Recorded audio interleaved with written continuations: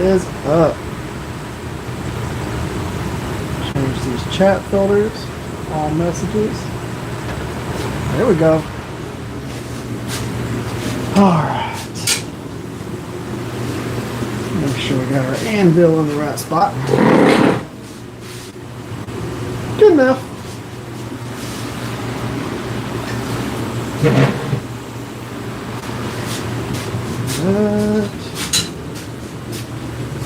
What hammers are we going to mess with today? Let's use running hammer. We're going to use straight peen, cross peen.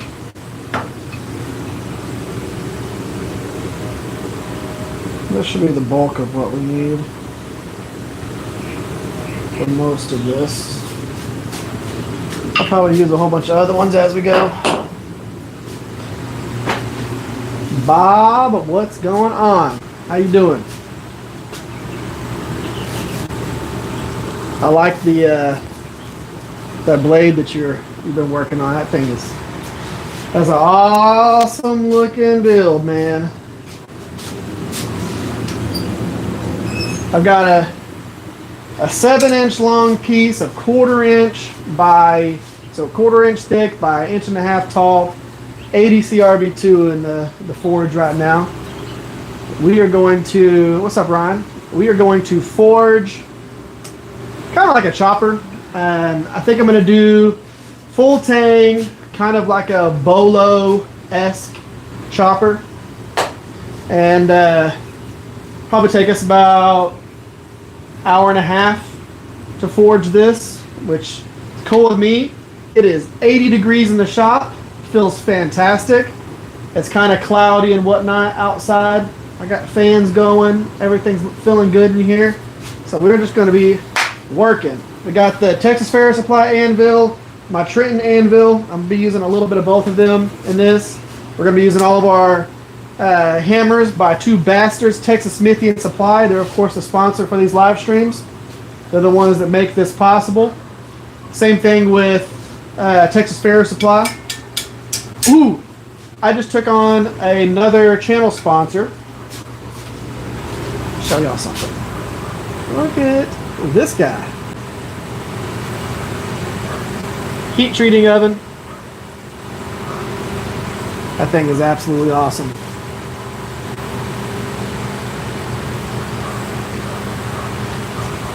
So, with this being a bolo style, it's going to be, I don't know if y'all have seen many bolos or things like that. It's going to have a different type of blade profile, kind of like a machete-ish style, but with my own flair. This is a thick piece of steel. We've got a lot of material to move. I'm starting with 7 inches. I'll most likely get like a 12, 13 inch long knife out of this. Easy. It'll easily be 12, 13 inches. If I do my tapers right and do all that stuff, I might even get like a 14 or 15 inch chopper out of this. So, got to get this steel hot. It's already pretty much where it needs to be to start forging in the tip. I'll make sure which tongs actually fit this the best. Perfect. What I tried to do was, whenever I bought this steel, I was thinking through my tong sizes and if I could just get something that just worked with the steel right off the bat and I didn't have to cut anything down. So what we're going to do, we're going to start off, we're going to forge in the tip. I'm actually going to turn the anvil just a little bit so that y'all can see this a little bit better. Bring that over. We're going to be using the 2 Basterds rounding hammer. This is a 3-pound rounding hammer right off the bat. So 3-pound rounding hammer. And we're going to start working in that tip. Start compressing that material down, okay? Also, if y'all didn't realize this, no more man bun. I chopped all my hair off.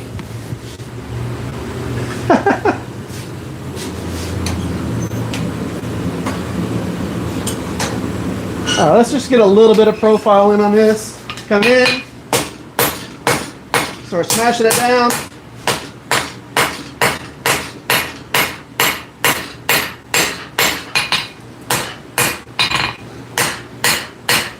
go back in the heat. I could have kept forging that a little bit longer, but I just wanted to get a little bit of hammering in, a little bit of forging. So what we're going to do is we're going to start compressing that tip down and forming a little bit of a blade profile. And then we're going to start working that back, get our handle area kind of set up, and go from there. One of the things that I was working on yesterday, I'll show you all these. I did all these yesterday. Did some forged crosses. These start off as 3/8 inch round bar. Oh no, these were 1/2 inch round bar. So I did some blacksmith crosses, did a whole bunch of bottle openers. People wonder if I actually do like blacksmithing projects, and I do them often. And then I did some letter openers. So those were pretty cool. That was my doing work for the farmer's market yesterday.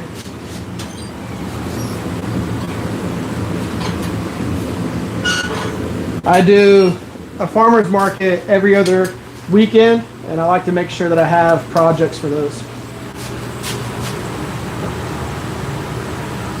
Let's see here. I'm getting a beautiful straight pin from Frank and Nita. Heck yeah. Eric, new to the channel, knife making over in Ardmore. Wow, that's really not very far.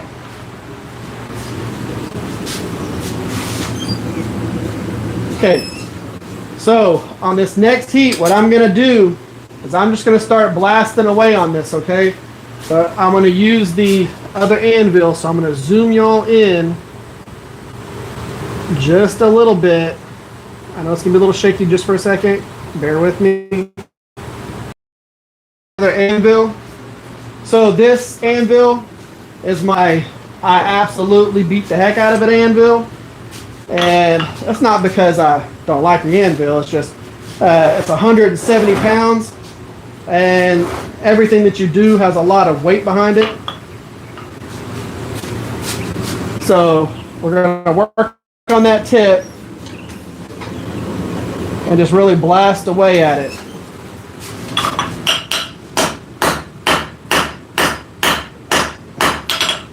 Flatten it back out a little bit. Go back in.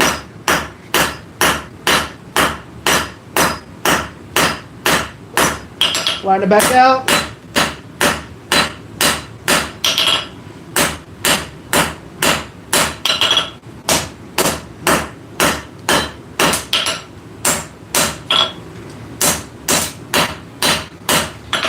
It's really important for us to flatten these back out as forging it so we don't turn it into an I-beam.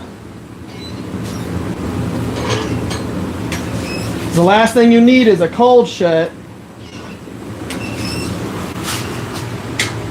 So we're going to be forging on this anvil, doing the bulk of that, smashing it down just to go through and get a lot of the abuse out of the way, because we need to compress a lot of the steel to get our preforms set up.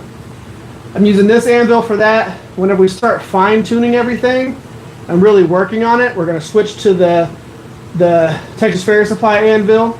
And like I said, the whole point behind this anvil is 170 pounds, plus it has a really heavy base on it, and it makes it a total of like 220 pounds for the whole setup.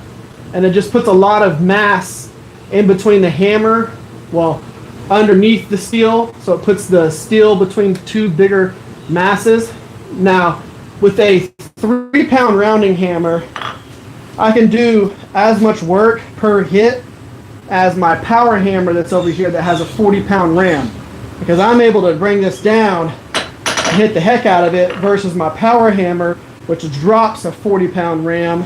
It's not swinging the ram, doesn't have that momentum behind having a muscle to bring it down.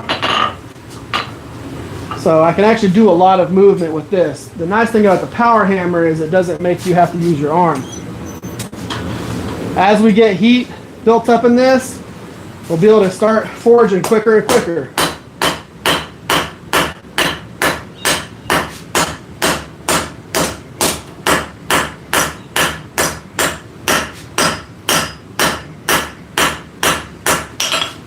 Flatten it back out.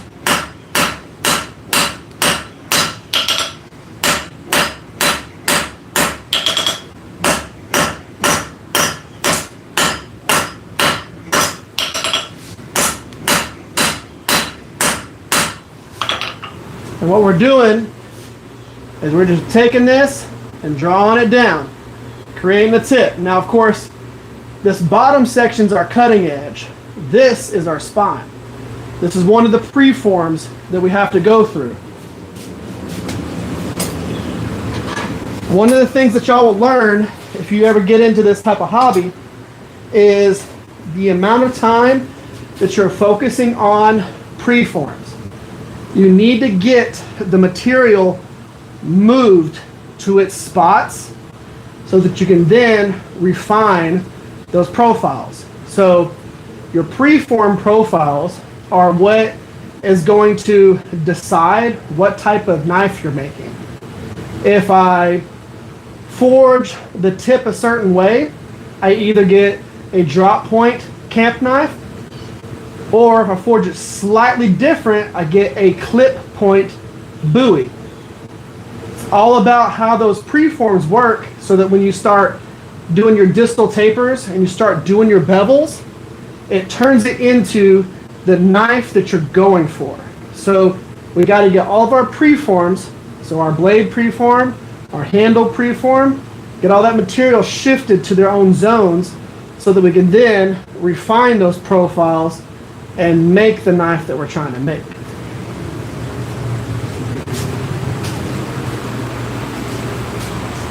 Is it Yasin? What's up? How you doing?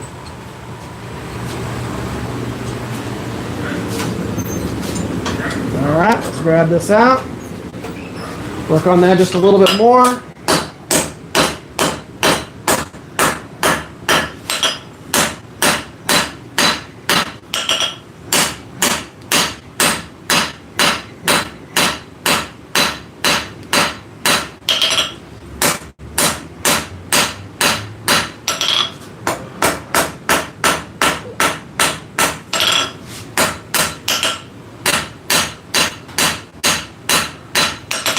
So something to know, if I'm forging on it and it's this temperature, you can see it still has heat in there, but whenever you're looking at it over here, it looks completely gray.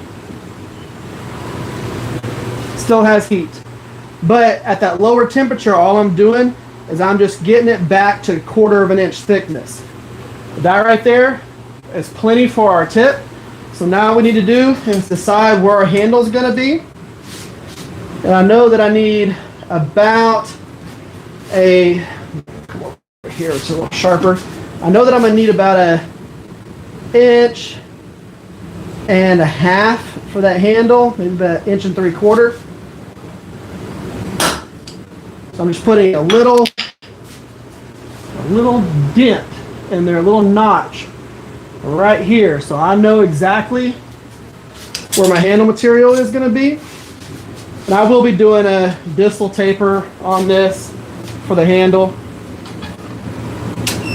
A lot of the mass, now of course what I just did was I marked where the handle is going to start. We're now going to transition to the handle side of this. So we're going to heat up the opposite end of the steel and we're going to forge that section down and create the transition from the blade up into the handle. What that looks like, because I actually have these for y'all.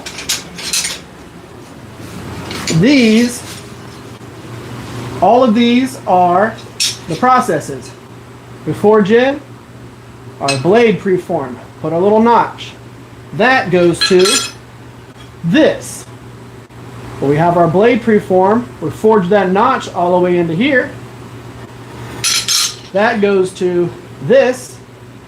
We then forge it a little bit more. We forge in our back notch. That goes to this. So through these preforms, you get that blade. That's where all the preforms come into place so that you can actually accomplish. So you got to go through all those to get to something like that. That's the whole point behind doing these preforms and doing everything in a certain order.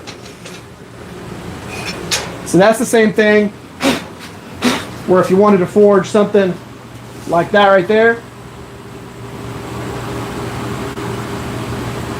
everything's all about preforms and getting to where you want to go. One of the really cool ones that I am working on right now, y'all will like this. So I think y'all will.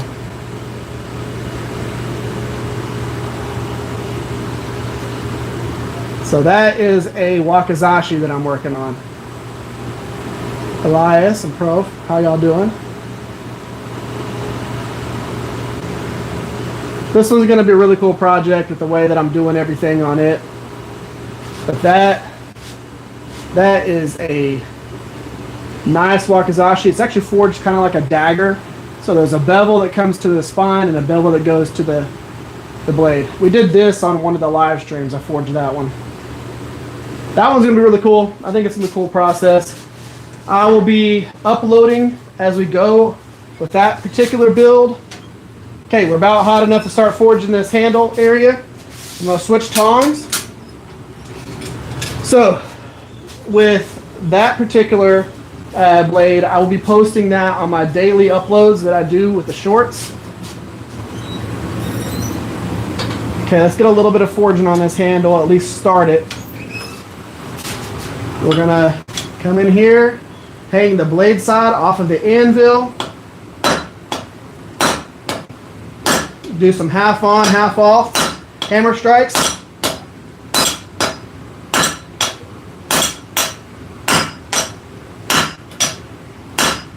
Really just focusing on clean hammer strikes.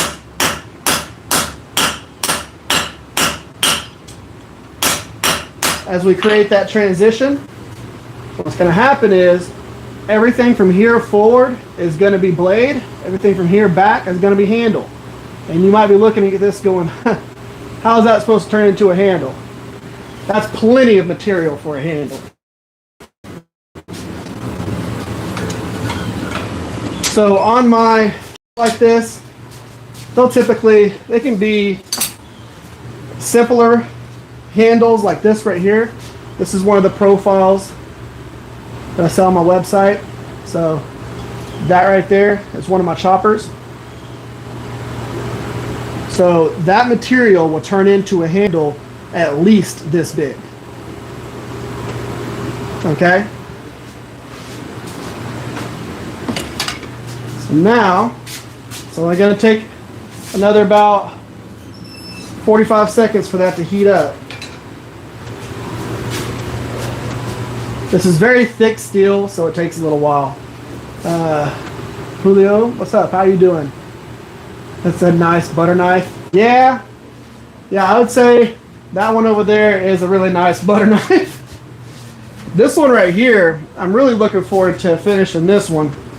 I'll have that. This will be on my daily uploads as I go through it as well. It's an integral bolster kukri. I forged that at one of the shows that I went to, and I live streamed it. I will be live streaming at the show that I forged this year's. So I did that show last year in the beginning of November. I'll be down there forging live on the stage before Jay Nielsen goes on and does his demo.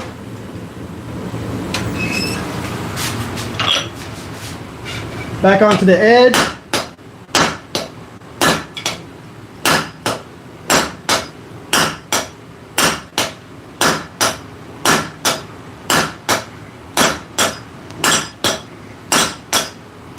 Remember, this is all about control at this point.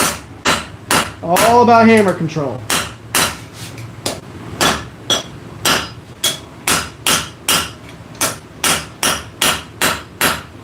Because you just want to compress that material down.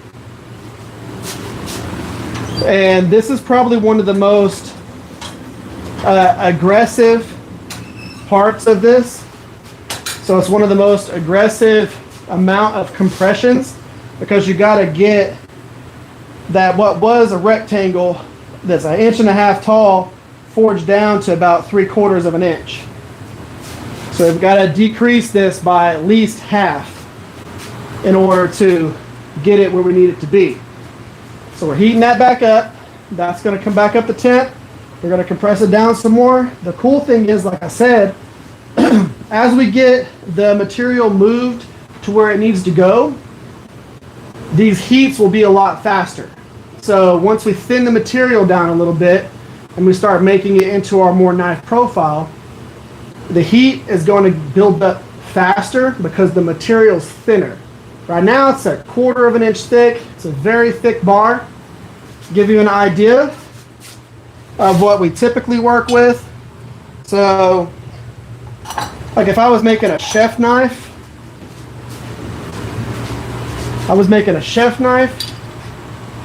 it would be this thick. Just to give you an idea, this is how thick the material is that we're working with right now. So, yeah, it's gonna be a hefty son of a gun, and that's the same thing with like this right here.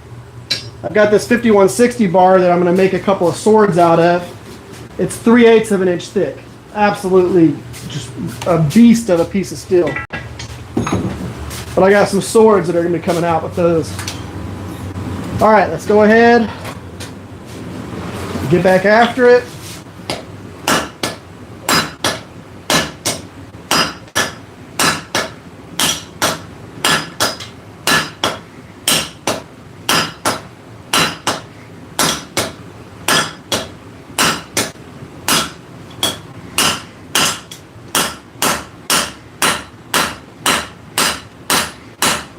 I'm going to go ahead and put my notch on the back side.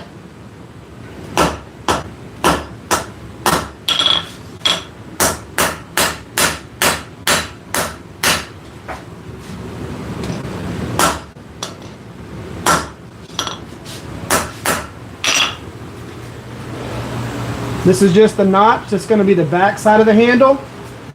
We're going to put it back in the forge, let that heat back up. The reason why I'm doing this step right now is because what's going to end up happening is, as I'm forging this section down, I'm going to show y'all on the preforms.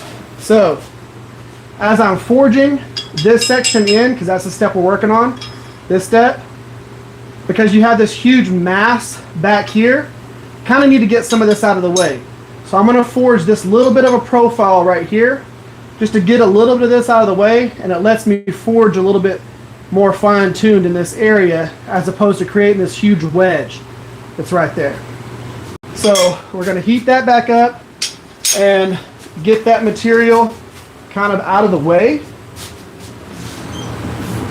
It's only going to take another about 45 seconds again just to get that heated back up.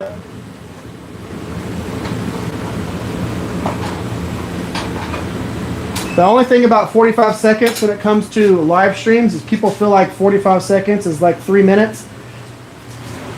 In all actuality, only 45 seconds. Calm down. Now, go ahead, grab this out of here. Like I said, it's already warm. Bring it back out. Go on this other side of the anvil. Start compressing that down.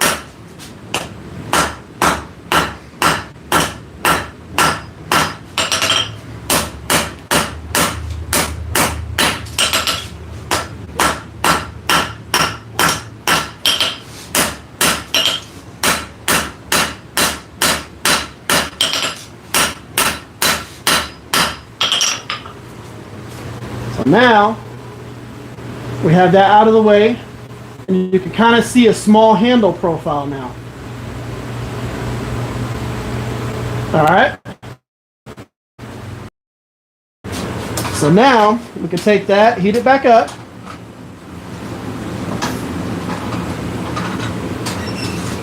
And compress that finger choil area down a little bit. Explaining everything. I'm happy to do that, Josh. What kind of knife I'm making today? I am doing a bolo style chopper out of 1/4 inch thick 80 CRV2. So it's going to be a bigger version of this right here, and it's going to be slightly different profiled than this right here, but that's a chopper that I make. It's going to be a little bit different profile, but to give you an idea of what we're going to end up with, it's going to be similar to this right here. A bolo tends to have more of a bigger end to it, so a kukri is like a version of a bolo. So this right here is a kukri that I forged. You can see how the end is wide right here. That's kind of what we're going to be doing. There's just going to be a little bit more mass even in this backside. And that's what we're going to be working on today. We are not making a tiny knife today. We're making a pretty good sized knife. All right, let's get back into this handle area.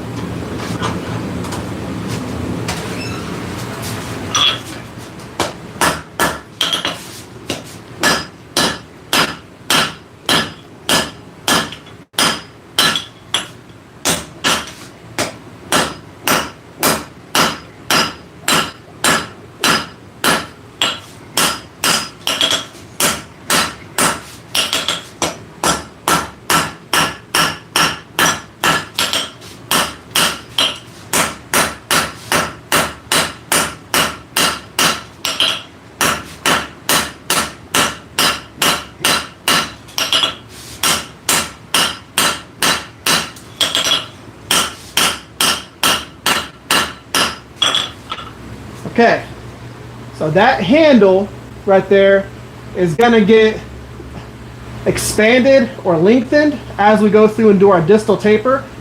So that handle profile is pretty much fine where it's at. I just need to taper that out just a little bit. I'm not going to get it fully tapered because we'll do that after we forge the blade. We still want a lot of mass in that handle area so that as we're forging the heck out of that blade profile, we're not abusing the handle area too much. Now, whenever I forge these, I focus on the area that I'm forging, and that's it. So as I'm forging the handle, I don't care what happens to the blade. As I forge the blade, I don't care what happens to the handle. They have their own times that we focus on them. So I'm going to get the handle about 65% done. I'm going to focus on the blade. Whatever happens to the handle, it is what it is. Whenever I start focusing on that part, then I'll focus on it. So what we're going to do right now is we're going to do what we call a distal taper to this tang. Forging this is a little bit of a pain in the butt, but it's worth it. Give you an idea of what that looks like. So this is a distal taper. So it goes from, I am using 80 CRV2. So you see how it goes from a little bit wider down to a narrow point right there? That's a distal taper. So it's got a taper that comes down. We're going to be doing that to this. This is a full forged distal taper. So everything you see right there is all hammer and anvil. As a matter of fact, the whole blade is like that. That is one of my little kind of camp EDCs that I make right there. That turned out really cool, but again, that one is one that we forged during one of the live streams. But we're going to do that distal taper to this knife and go from there. We should be pretty much warm enough now. Yep, so what I'm going to do with this distal taper, some people will use their rounding hammer to do this. This is the safe bet. The safe bet is using a rounding hammer. If you don't want to do that and you want to get it to move really, really, really fast, you're going to use the hammer that I'm about to mess with right here. This is called a straight peen, cross peen. We're about to use this and beat the heck out of this steel and draw it out.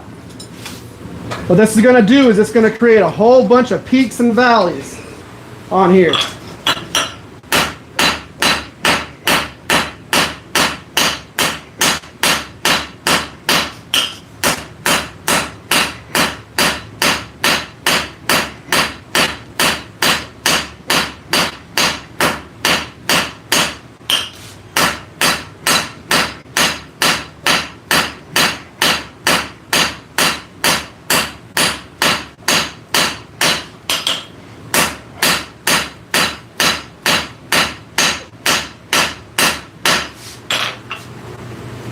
So that right there, we create a whole bunch of peaks and valleys going one direction. That's going to give me length. Start tapering it out, doing that. Now, we're still got pretty much plenty of heat in there. We'll smooth it out just a hair. For that, we went from 1.5 inches, okay? We started with an 1.5 inches in length before I started forging this down. We are at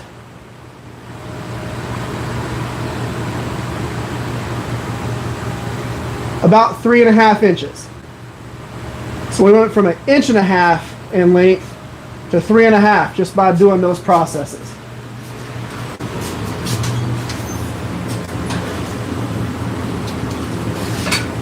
We'll do that one more time. We'll switch over, start working on the blade. So this overall length on this handle right here, we're looking at about 4.5. So we only got to go another inch on that knife, and we'll have a full length handle like that right there for this chopper. And we started with 1.5 inches of material. That is where preforms and doing the mental math comes into play. So what a lot of people don't realize is if you have 1/4 inch of steel and you plan on going down to 3/16 or 1/8 of an inch thick, you can almost double the size of your steel. So I started with 7, I can easily go to 14. Because you got to imagine if you split that steel straight down the center and just laid it on the end of itself, you'd get double the length. This is only going to take another about maybe 30 seconds to come back up the temp. And what we're going to do, we're going to go back in with the straight peen. We're going to forge it a little bit more, get a little bit more length out of it. And then I'm going to clean it up with the rounding hammer right here. So that way we can actually go through and get that profile exactly to where we want it. And that's still only about 60% done when it comes to the handle. So going back in, straight clean.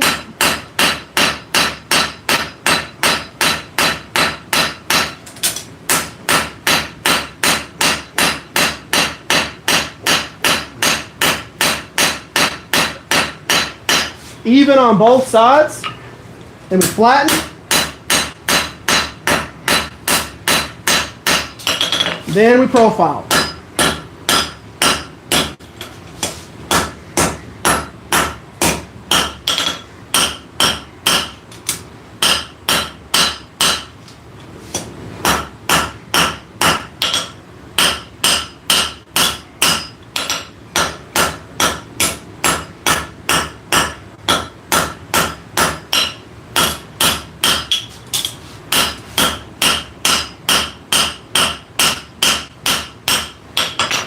Okay, so this is our preform for our handle. Now, of course, when I start focusing on the handle again, I will work on this bird's beak. It's going to be this back section. But this gives us nice swells for our handle. This gives us that initial distal taper. I'm not worried about it being super perfect at this point right here. It just needs to be tapered. So we've already got that distal taper worked into there. Now what we need to do is we need to start focusing on this blade and get that blade profile to our chopper profile. So put that back in the forge, let it start coming up the temp. Now remember, what we're going for is a hybrid between these two profiles right here. This kukri and this chopper right here. Yes, those are two Basterds hammers. We used ADC RV2. How does it move compared to 5160? ADC RV2 moves like butter compared to 5160. The cool thing about 80 CRV2 is you can forge it a lot colder than a lot of other steels. So you can actually cold forge 80 CRV2 completely if you want to. So not using your forge at all. It's one of the only steels that can be cold forged, and there are people who do cold forged 80 CRV2 knives. The EDCs, mostly they're smaller knives. But for this, I'm of course heating it up because I'm not a psychopath and I want it to move quicker. Especially if we're doing such a large knife. Because this, again, started off at 7 inches of steel. And we're going to end with about a 14-inch chopper when it's all said and done. It's going to have a nice, cool, recurve, bolo-esque profile to it. Let's see what you got here. That's a nice feature. If you're doing 60, super hard to move. Yep. All right, Josh. So, as we work on this handle, or as we work on the blade, and we thin this out, it's going to start taking heat a lot faster. So, my initial goal is not to worry about the blade profile as much as getting a little bit of length and forging in a little bit of a distal taper. I'm going to end up focusing on height too as we go. But we are going to be coming in here with the straight peen, cross peen. Again, it's cross peen because it's perpendicular to the handle, straight because it runs in line. These are the 2 Basterds fat peens, which is just an awesome name. They're a little bit different than a narrow peen, like that right there. So this is the 2 Basterds restoration. Rehandled by them, cleaned up, everything. I've got a couple of their restoration hammers. So now, a lot of abuse is about to happen to the steel as I do this forging. I'll turn the anvil a little bit so y'all can kind of see the cross section of what I'm going to be doing. I'm going to be drawing it out. So we're going to be using the straight peen to give me nothing but length. That's what this hammer does. This gives me length. This gives me width, okay? So height versus length.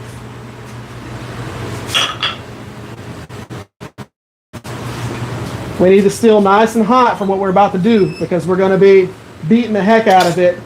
And you can do this with your rounding hammer, and it's going to be less aggressive and take longer. But I'm all about knocking this thing out and not sitting here abusing myself whenever I can just be beating the heck out of the steel. So the hard part about this is if you hit it wrong in the wrong spot, you're going to end up with a big deep hammer strike that you got to fix somehow. All right, let's get some length.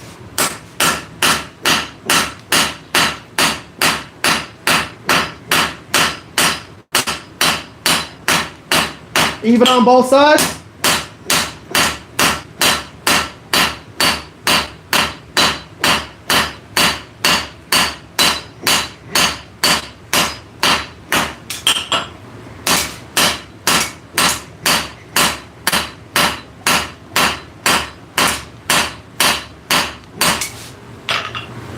So, like I said, we're creating a whole bunch of lines going one direction. That's going to give me length, okay? You can see it's still hot, but that's going to give me length, especially if I come in with my rounding hammer, the straight side of it, and I flatten all those peaks down.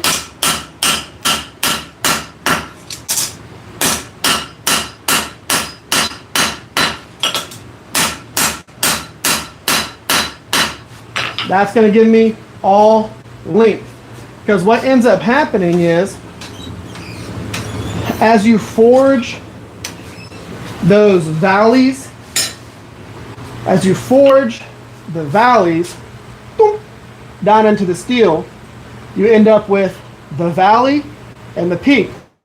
And if we came in with a flat hammer and smashed that down, it gives us length. Because you can see how much we just grow just by flattening that out. That's why you get all that length out of using a straight peen or a cross peen, because because you create peaks and valleys all the way through one direction. If I was to use the round side of this hammer right here to do that, you create a ball, boom, you create a big dent that has a peak all the way around it. When you flatten that out, it opens everywhere. So that's giving you height, it's giving you width, that's giving you diagonals, it's giving you everything, as opposed to just trying to accomplish your one goal of length. Using the right hammers are key.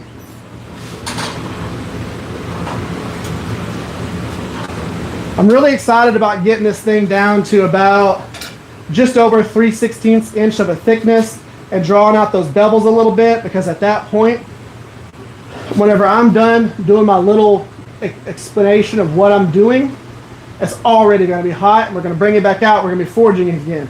The downside of that is I get way less breaks because we just got to go, go, go, go, go. And whenever I'm forging multiple projects at one time, it gets even crazier. Okay, we're almost at a point now to where we can go ahead and start forging. Got about another 20 seconds, and then we'll be bringing it back out and swinging on it again.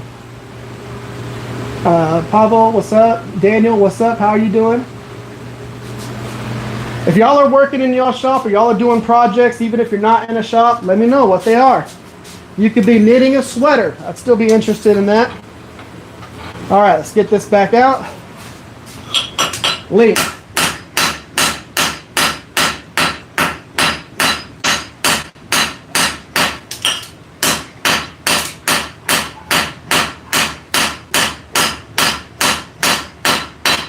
A little bit of height.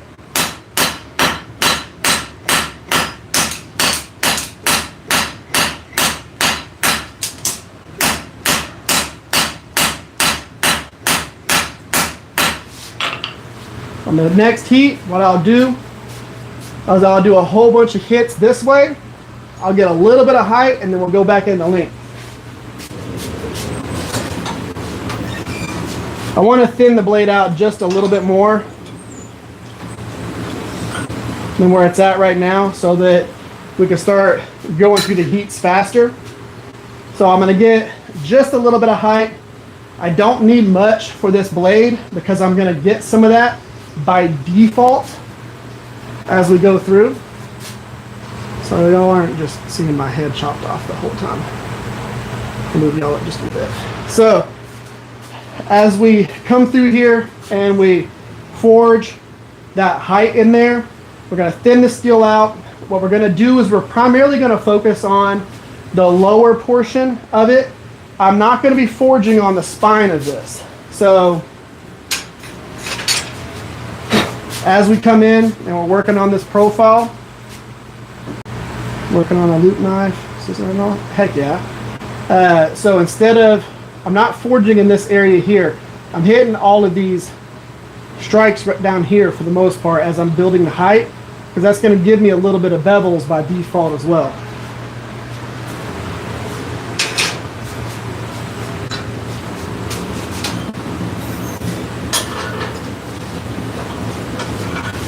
And y'all are going to see how fast this knife gains length as we really start distal tapering it and as we really start moving that material, because we're still really thick for this knife. But as I go in and I start really getting it smashed down, I mean, we're easily going to end up with a 13-inch knife on this. If I can get the 14 or so more, that'd be fantastic, but we'll see what happens. So a little bit of height.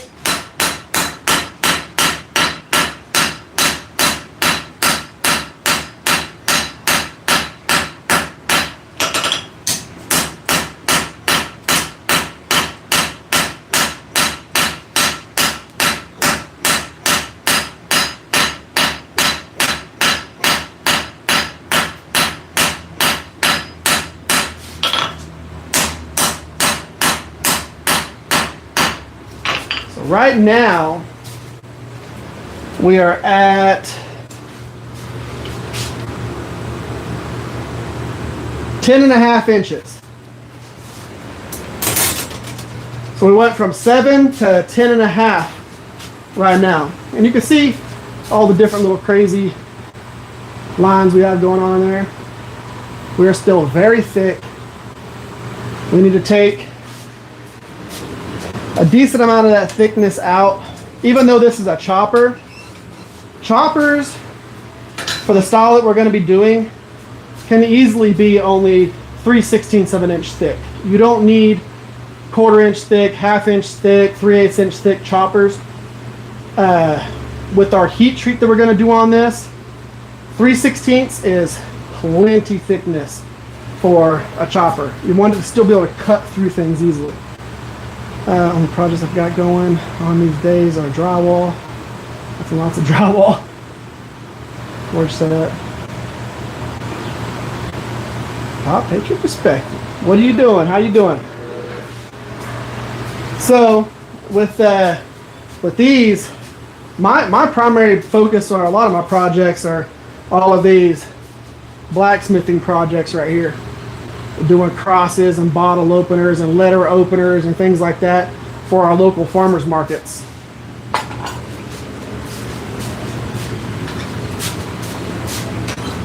Keeping that price point down, you know what I mean?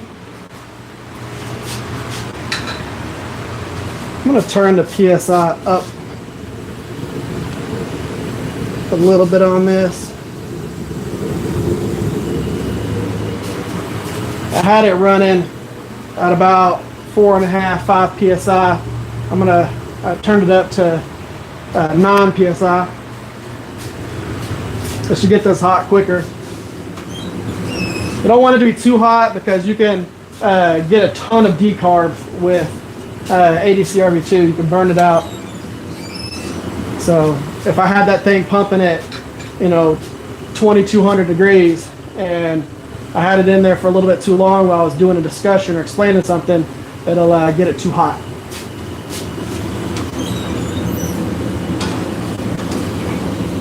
All right, we're going to do a little bit of both, length and height on this.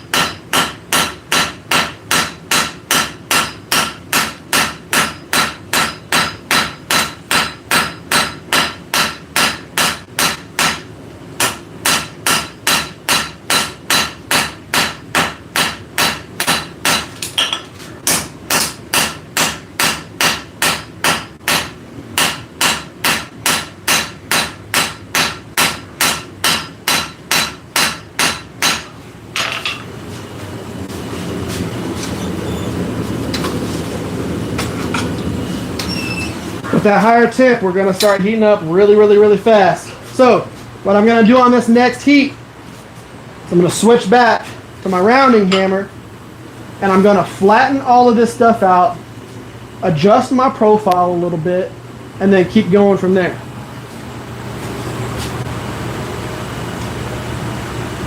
Dude from Thailand, what's up? How are you doing? A knife you made and in the process of making them up. Anvil, especially starting out. So, hey, what's up? Nice to have you here from France. That's awesome. So, this anvil that I have back here, that is a Vevor anvil. It's like a couple of $100. It's a 136-pound anvil that you can get off of Vevor.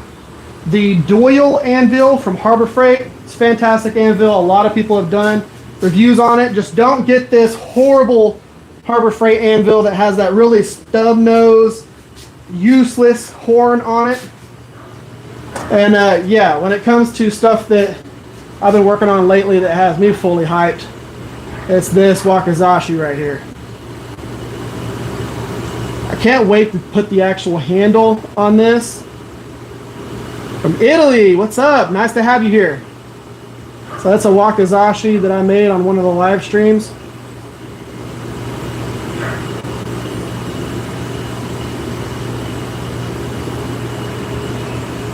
Absolutely wicked.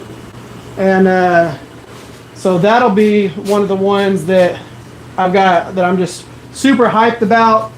The handle, I'm using Winge wood, but I'm going to take and wire brush the whinge, and it takes out a whole bunch of the grain, so it like removes material from it and leaves a really deep grain on there. And you just, whenever y'all see it, y'all gonna be like, oh, that looks so cool. So you can see, this is how hot we got just while we were explaining, purely off me changing the PSI.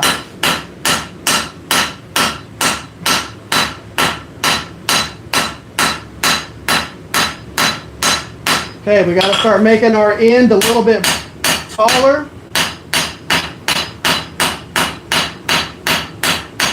So let's switch actually back to the fat peen.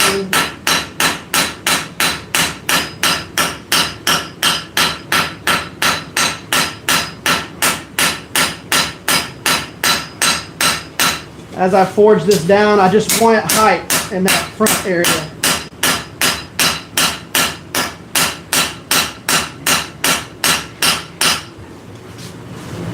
So I'm going to start making this front area taller and taller, and we'll end up with a nice recurve as we go. I'm going to move material. I'm going to move material into that zone, and how I do that is where I'm going to thin out the more recurved area. There, I'll show you on the kukri. Oh, I can show you on this. So, where I'm going to thin the material out here to create those bevels, I'm going to extend this material. Instead of thinning it out and pulling it down this way, I'm going to thin it out and move it all forward. So I can get as much mass up in this area here to really start creating that flare that comes to that front. Remember, just think of this as steel Play-Doh. See, we're already almost hot enough to forge again.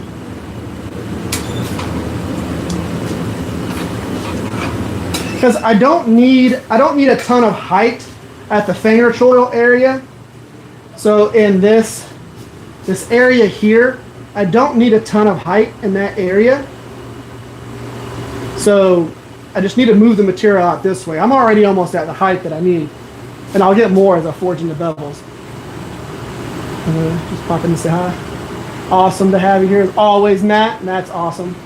From Sweden, what is going on? We got everybody from all over there. So it's very beautiful. Thank you. I appreciate it. That one's a project that I've wanted to mess with for a while, and I've got a really cool other one that I'm going to be forging out of this nice Golden Gate Bridge cable Damascus. So the cable that's in that billet is from the Golden Gate Bridge, and I'm making a really cool sword with it too. Already hot enough. Again, let's get that material moved to where we want it to be.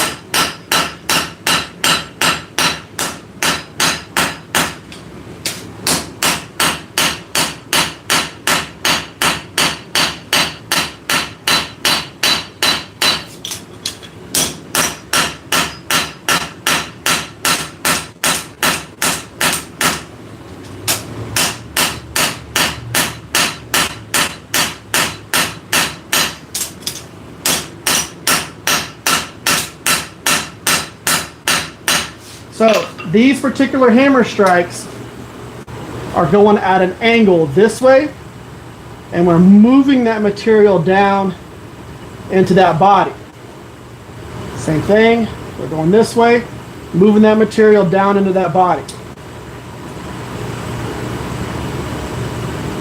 How much PSI did I add? I added an extra 4.5 PSI. We're running at 9 PSI right now. So I'll probably turn it down a little bit as we thin this out some more, because it's going to get to where it's going to be almost instantly hot whenever I put it back in the forge. Name it the Golden Gate. I will be. That's what I'm going to be doing. So this, to give you an idea of how big this billet is, we're making this 14-inch knife out of a 1/4 inch thick 7-inch long billet. This is a 1/4 inch thick,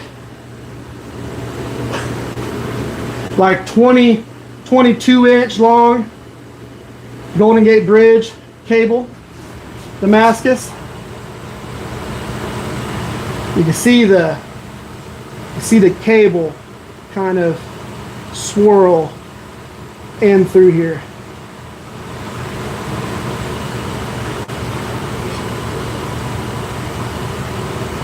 Up in there. And this was Golden Gate Bridge put into a canister and then forged out. So with high carbon powder steel with it. All right, keep going at an angle with this.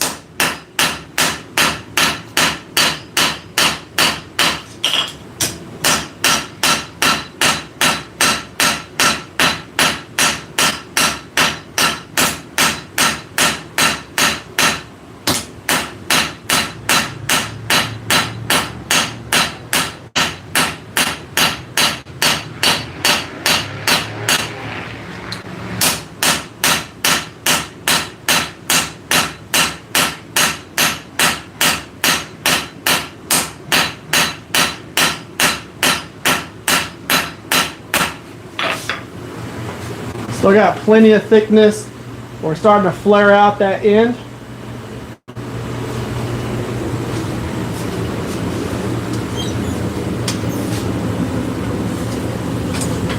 Yeah, so that build is going to be a collaboration between my friend Steve Jennings and myself. Steve Jennings, if you didn't know, is the one that made my power hammer.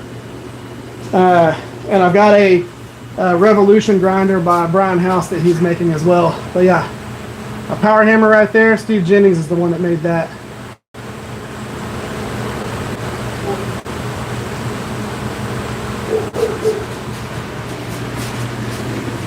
I've done several other projects with him too.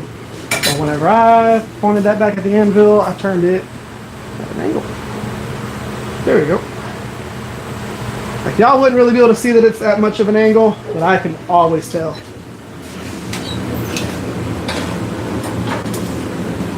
All right. Bring that out just a little bit and grab one of my waters. So let's see. What has the temperature changed to? So we went from when we started forging at 80 degrees. Now we're at 87 in the shop, which is really not that bad. Especially with fans blowing and all that. Let's add some pink lemonade to this water. A little bit of electrolyte lemonade. You're gonna stay there? Sketchy. Even though it's not super hot outside, you still want to stay hydrated because you are exerting a lot of force. You are sweating, even though I'm not sweating that much right now. If y'all didn't know this, about that's a couple months ago, I actually passed out on the live stream and from heat exhaustion. So I collapsed. I was in the house, but I had my mic on. You could hear the whole entire thing. But I collapsed, woke up, threw up, went through a whole heat exhaustion situation for about a week. There's a lot of recuperating that your body has to do from heat exhaustion. And so it's a scary deal. Your body doesn't know what to do with itself for about a week or so after that. Well, luckily, it wasn't full-blown heat stroke, but it was heat exhaustion. I collapsed, seized out, and came to, threw up. Not fun.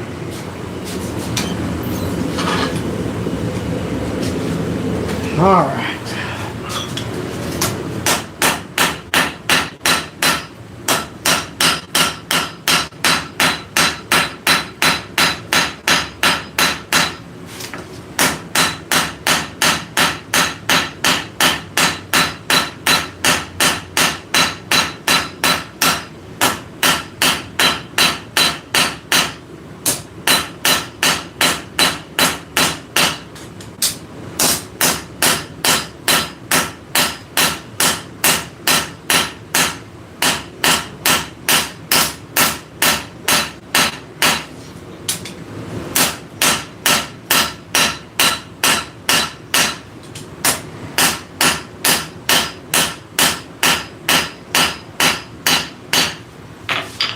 Go back in. Now, before I go back in, one of the things I always want to say is I do not care what happens to the handle as I'm forging the blade. Just focus on the blade. Do not focus on the handle, because we are only working on the part that we're working on right now. Now, you saw all those big dents and big issues that we have in that blade. All that's going to be gone whenever I go through and do my bevels and do my planishing and all of that. The only texture that I'm going to have on this will be the texture that is the depth of the forge scale that stays on there. So to give you an idea of what I mean by that, so on my knives, there's not going to be a bunch of hammer dents. There's going to be a texture, but it is the depth of the forge scale. Okay? That is it. We're going to have clean flats, and just the only texture of the Brute to Forge is going to be the depth of forge scale.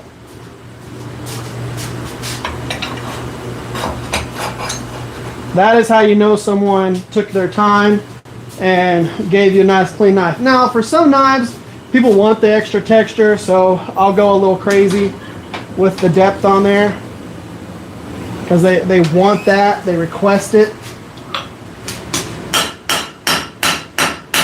Keep moving that material forward.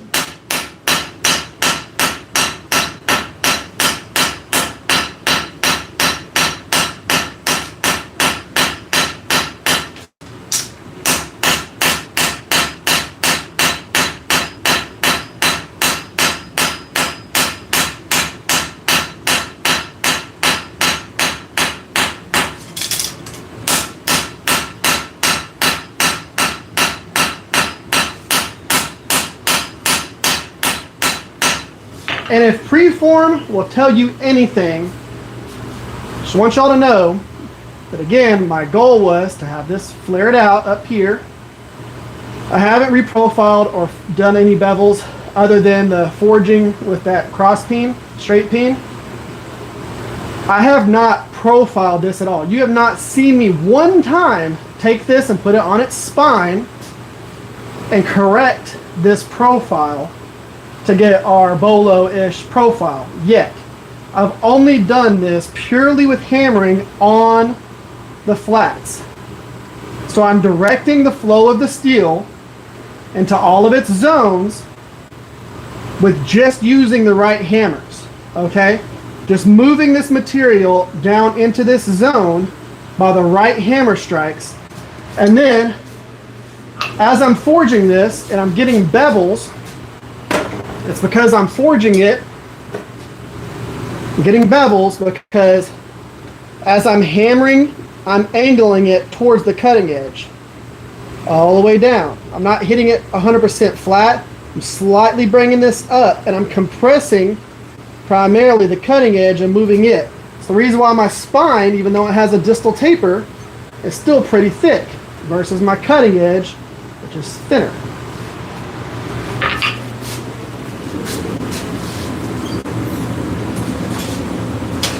So where you see a lot of people, as they're forging, bang, bang, bang, bang, bang, turn it up on its spine, correct the profile, keep forging, correct the profile, keep forging, correct the profile, keep forging, correct the profile. If you know where to shift the material to, you can do it all with the right hammers and just move the material to its zones and feel it out as you go. It's all about having the right hammers. And just to give you an idea, again, I've used 2 hammers for this whole entire project. I've used a 3-pound rounding hammer by 2 Basterds and a 2.5-pound straight peen cross peen to do this whole build. All right, I haven't used the horn a single time. All I've used is just the mass in the anvil and its shoulders. That's it. You don't have to have some crazy fancy anvil. You don't have to have 77 hammers. I do have a ton of hammers. You don't have to have all of those to do this. If you just follow the steps with the preform to do this, you can easily do it and not be super exhausted when it's all said and done. Almost hot enough again to start forging.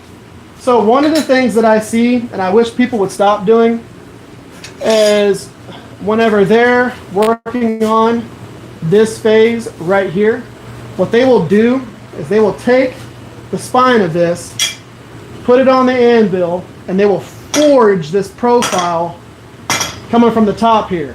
So they're having a hammer in here to create that handle profile. Don't do that. Take it, put it on the spine up, hang it off the side of your anvil, beat the heck out of it right here, hang the backside off your anvil, beat the heck out of it right there, and you naturally get that profile, and you didn't have to do very good aiming processes. Whenever you do it the other way, your hammer strikes have got to be perfect and all that, or you screw stuff up or accidentally hit the heel of your blade. All right. So now what we're going to do, we're going to switch to the rounding hammer. I'm using the round side of the rounding hammer. And I'm going to correct my profile for the most part with it.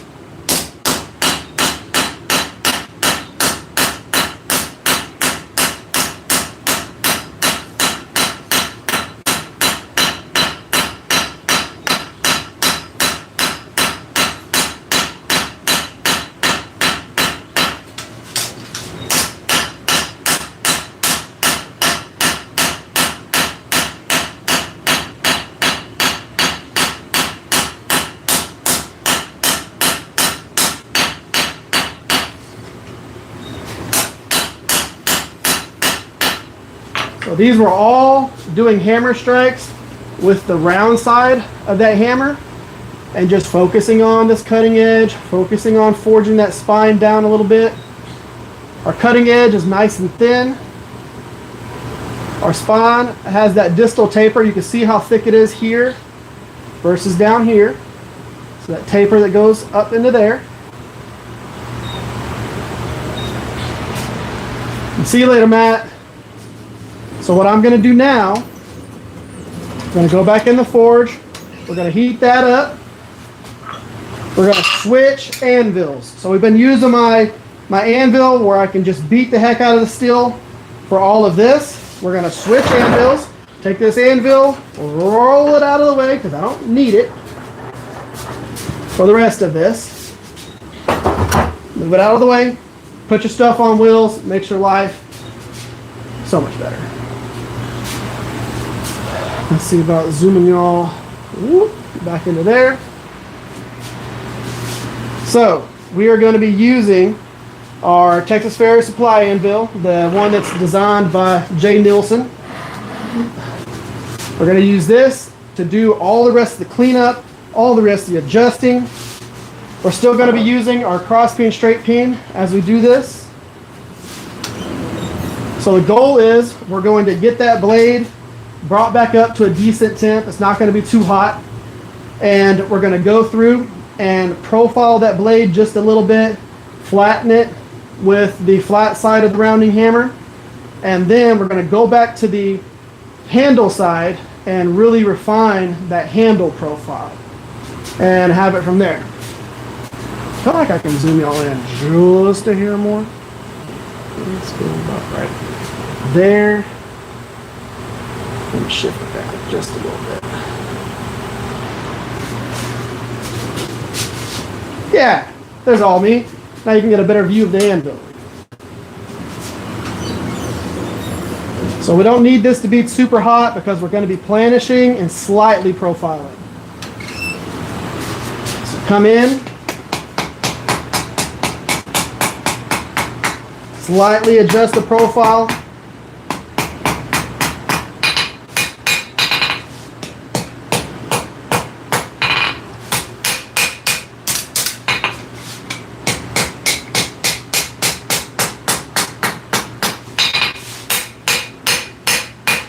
A little bit of planishing.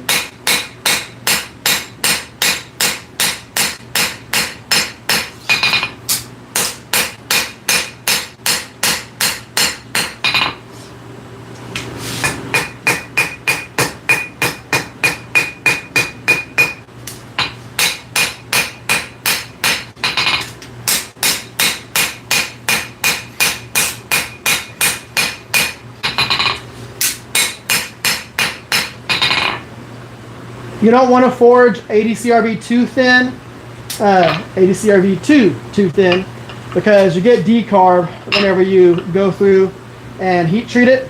Now, one of the things that I want to do is I want to create a little bit of a recurve in this zone right here. I could grind that in later if I wanted to, but I want to forge it. So we're going to do a little bit of a recurve. It's going to make that swell up the front there be a little bit more pronounced.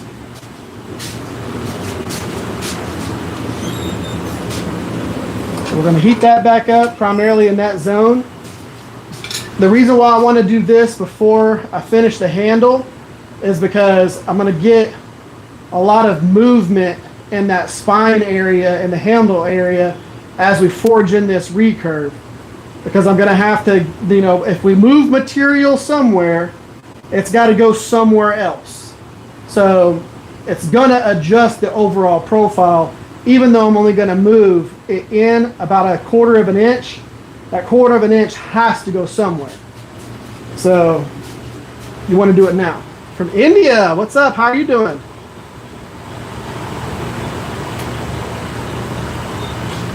So what's the weather like in India right now? I know that, there's like the opposites in some areas for, now of course, I guess, depending on where you're at, equator wise or something like that. I don't know. What's the weather like? What are the seasons like?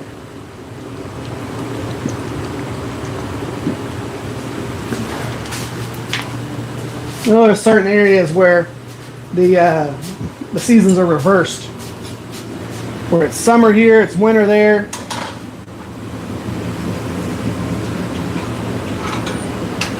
Let that get a little bit warmer. So when we're working on this area, creating that recurve, we're going to be working primarily on the horn, just because we don't want to put a bunch of sharp dents into that spine just yet. I'm great. And Amola, nice to meet you. Jan, nice to meet you. Having you here is awesome. I'll probably absolutely mess up the pronunciation of a lot of y'all's names. I'm from Texas, and we just make up words as we go.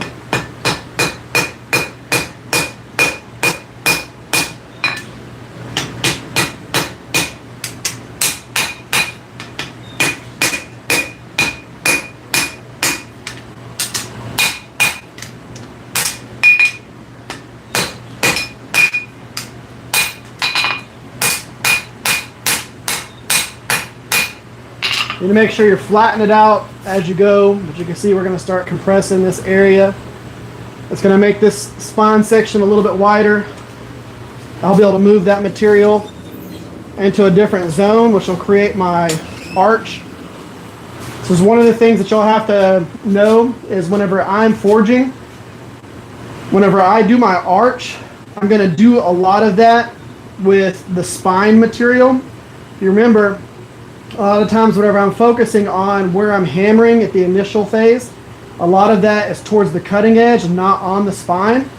I always leave it a little thicker there so that whenever I go and I adjust the spine, all I got to do is just smash or adjust the arch of the blade to make it go from right now. It's a banana this way. The handle's all the way up here. Whenever I go and I forge on that spine, it's going to turn that banana the other way because it's going to just extend the spine towards the tip and towards the end of the handle, and that will give me that arch to it, and I'll be able to fully adjust the spine thickness to whatever I want.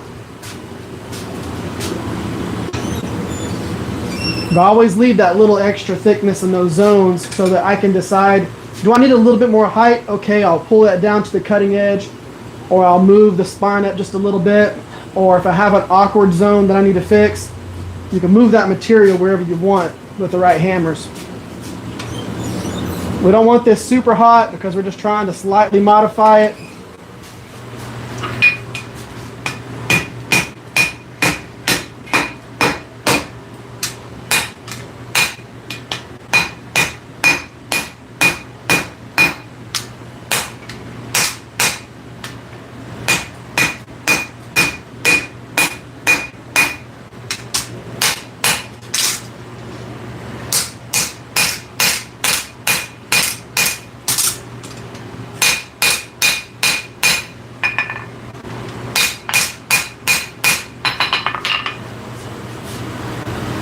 We're just thinning it out. Again, the blade's gonna look what the blade's gonna look like when it's all said and done. Anvil quiet, yeah. One little magnet in the right spot. What's up, Duck? I'm making a little bolo chopper. But yeah, this is, to give you an idea, back when I first started using this anvil,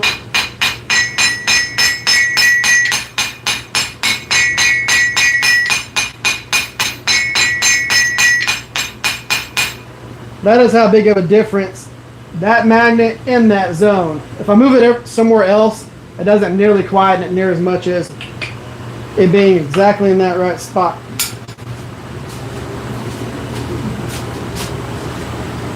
Working on the truck a lot. Now for a nicer anvil.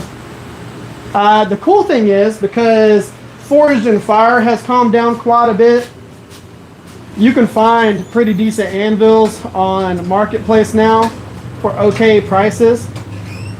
Whenever Forged and Fire was at its height, people were charging like $8, $9 per pound on anvil. Like, it's wild. I think it got up to like 11 at some point. The craziest thing. Especially, that was for like the antique anvils that had horrible faces. You could go and buy that V-bore anvil right there, 136 pounds, for like a couple of $100. And that anvil is awesome. So if you need like a decent anvil and you want a good size one, get that V-bore. It has a massive face on it. It's fantastic. Or if you want a really nice bladesmithing anvil that's for bladesmithing, Texas Farrier Supply, the J. Nielsen Pro Master. This is the Master Smith series by J. Nielsen and Texas Farrier Supply. It's actually got a little notch on the back side to do the finger choil notches. The Hardy hole has a Allen key like set screw, so whatever tool you put in here, you can lock it down into place. So if you're using something like a fullering tool like this and you want to actually set the height, you can actually set the height for however much you need to fuller. A bunch of stuff like that, which is really cool. But amazing anvil. And it's 112 pounds, so you can actually move it around. Alright, we want to be careful. We don't want to forge with it as hot as it is right there, because we'll start folding over the edge.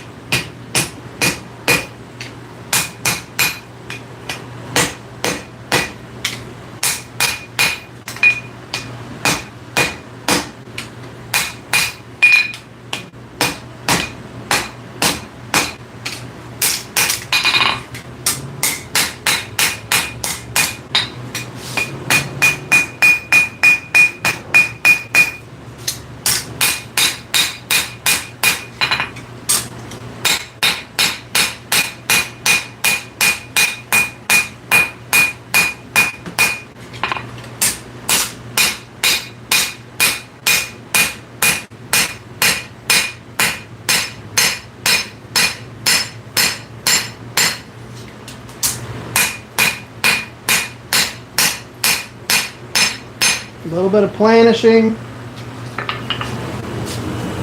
So, whenever I arch the spine on this, and I bring that down, it's going to give me even more of a fuller, or not a fuller, but a recurve. So we're going to start with the straight peen, and we're going to just focus on the spine. And we're going to get a lot of our curve the other direction off of forcing that material into its spot, and then we can adjust the profile once we get to there. But what we're going to focus on is setting the thickness of our ricasso. And what I mean by that, let's grab one of these. So we want to set the thickness of the ricasso. So we're going to get that arch in here, but that thickness is going to be what decides what our tang is going to start off with for our distal taper. So we got to set this thickness, and then we can figure out where the distal taper is going to go. And we're going to forge that down and create our arch. But I want it kind of to arc like this, not the other way. Angle, probably step up to half inch on the keyboard until a uniform deal on that big one. That anvil is actually pretty huge. So also found an engine for a truck. As we see, I have a 60s Ram truck. Runs up to 60.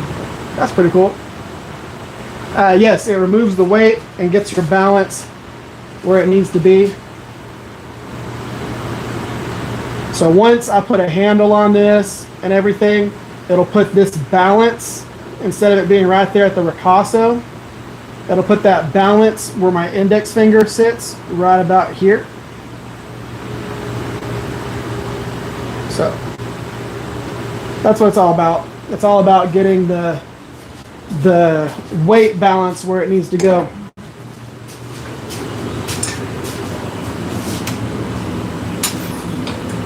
Got to be careful when we're doing this step right here. We don't want to put too big a dents that we can't fix later.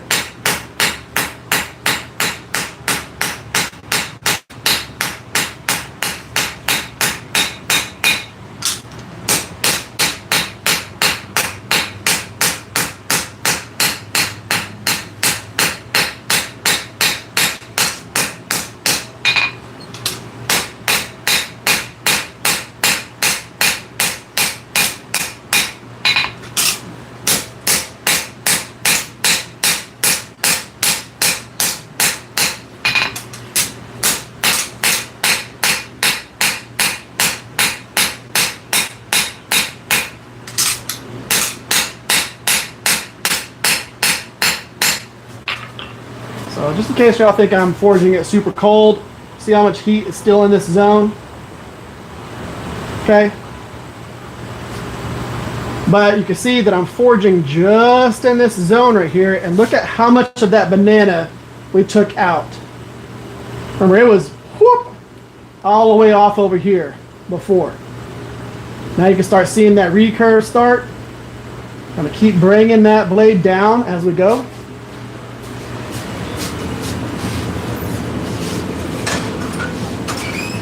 And with this bolo style, you want that front to have the height to be thinned out just a little bit.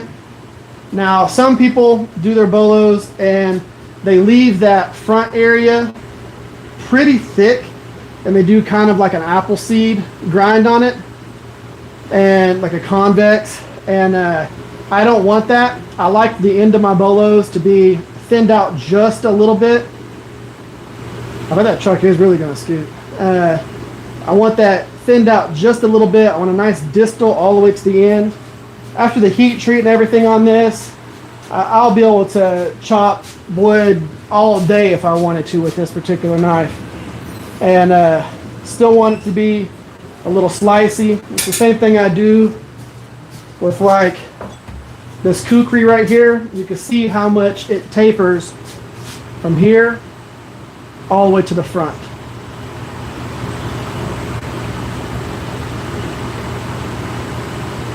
Look how straight that is, by the way. That's all forged. That's all forged. There's no grinding that's been done on the sides of this. All the way from that integral bolster to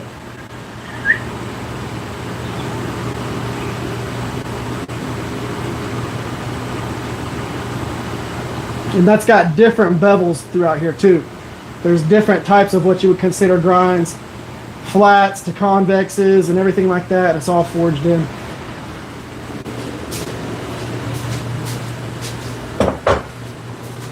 About to get that back out here in just a second. Do you use water wet anvil at the end and everything to force go off? Nope. Most of the steels that I use, whenever I quench the steels, it will knock most of the forge scale off.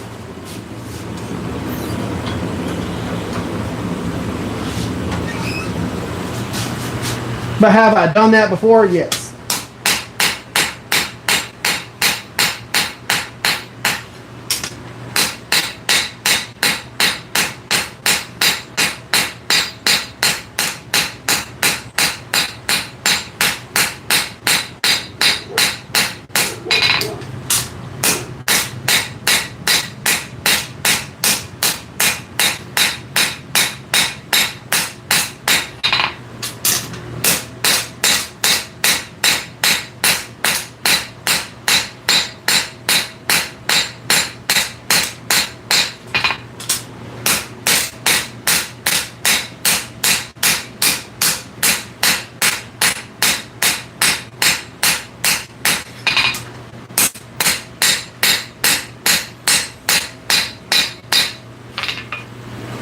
Again, for people who think I'm forging it super cold, there is still heat inside here. But you can see we have now taken a lot of that curve out here, out and away. And now you can see that flare towards the end there.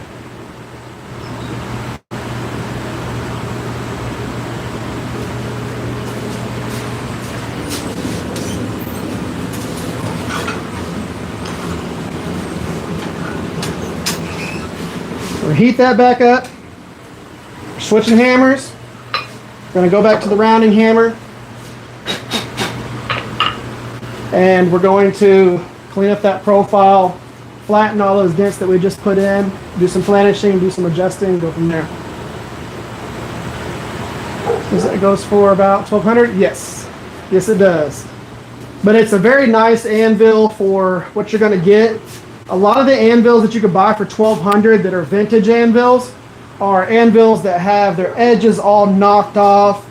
You know, what people don't think about whenever they buy one of these vintage anvils is there is a higher carbon, more hardened plate that is welded to the face of it. So the body's cast steel, and then it has a hardened piece of steel welded to it. Same thing with this one right here. You can actually see the seam all the way around it where this plate is attached to the base. But what people don't think about is they'll see anvils that are pretty decent because they machine the face or they clean that up, but they don't realize because they're not allowed to smack the face of the anvil. But some of those, the face is slightly separated from the actual base, and you won't find that out until you start forging on it. You lose a lot of that rebound by that face not being fully welded to the actual base. So these right here, you don't have to worry about that. You know, you're kind of luck of the draw when it comes to some of these old school anvils.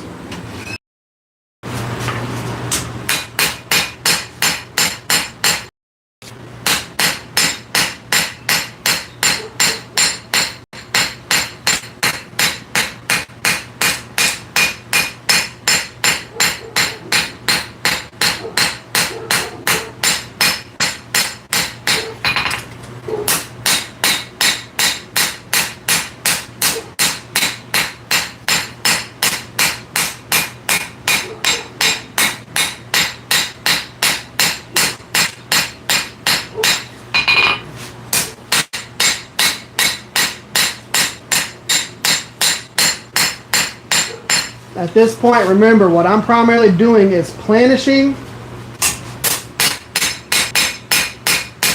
and refining. It doesn't need to have a ton of heat in it for that phase.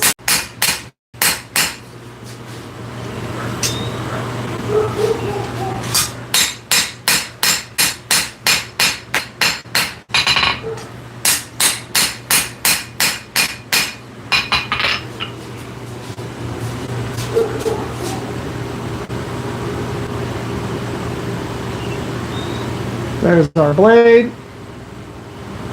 There's our distal taper forged into it. Now we just got to work on the handle.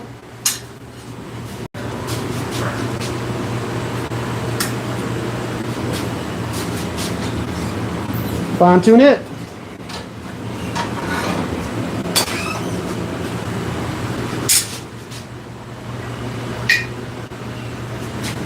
And I think what we're going to end up with is a pretty good size. Nice. Price, check. Yeah, of course. I was more telling that, not for you, but for people who kind of want to get into this hobby and they haven't actually started pricing things. They might see a $1,200 price tag because they haven't done the research of the other anvils and all that. They might not understand that even old school piece of crap anvils go for $1,200 versus a brand new purpose-built knife making anvil that goes for $1,200. I know you know what the cost of anvils are and stuff like that, but when other people read that, they're like, what the heck? Who is spending that much money on an anvil? And I'm like, everybody. Especially for a while there. That was just a going rate for whatever anvil. You know what I mean? Whenever we were buying anvils when we first started, we'd buy these vintage anvils, spend so much dang money on them. Especially a 170 pound Trenton Ajax with a good face on it, it's too much.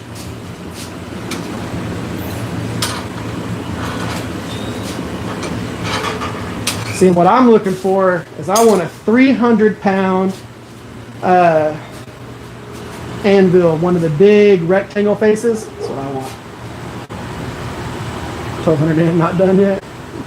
Trucks are ridiculous. Vehicles are ridiculous. I'm working on that truck. Needed redone. Do it. The shop wanted 500 to do it, and you're 1,200 in.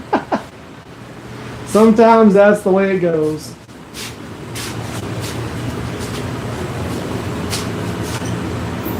All right, let's start working on this handle.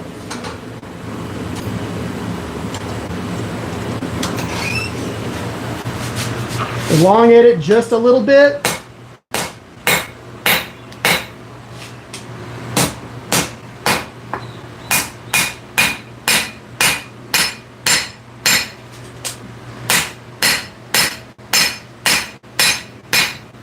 You don't need to go too crazy with the elongating of it.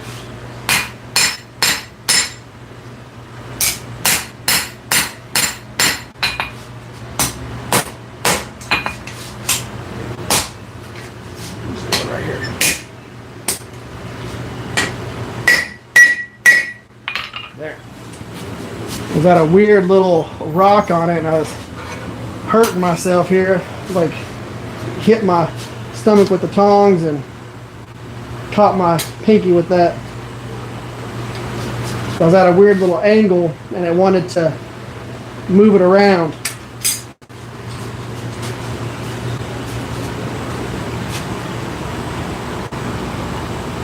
So his new MIG jig setup. Yeah. How you doing? I would absolutely mess up that man. Because in my mind, that is like Yosick. Yosick is what I would assume that's how you pronounce that. But I would probably be like mostly wrong.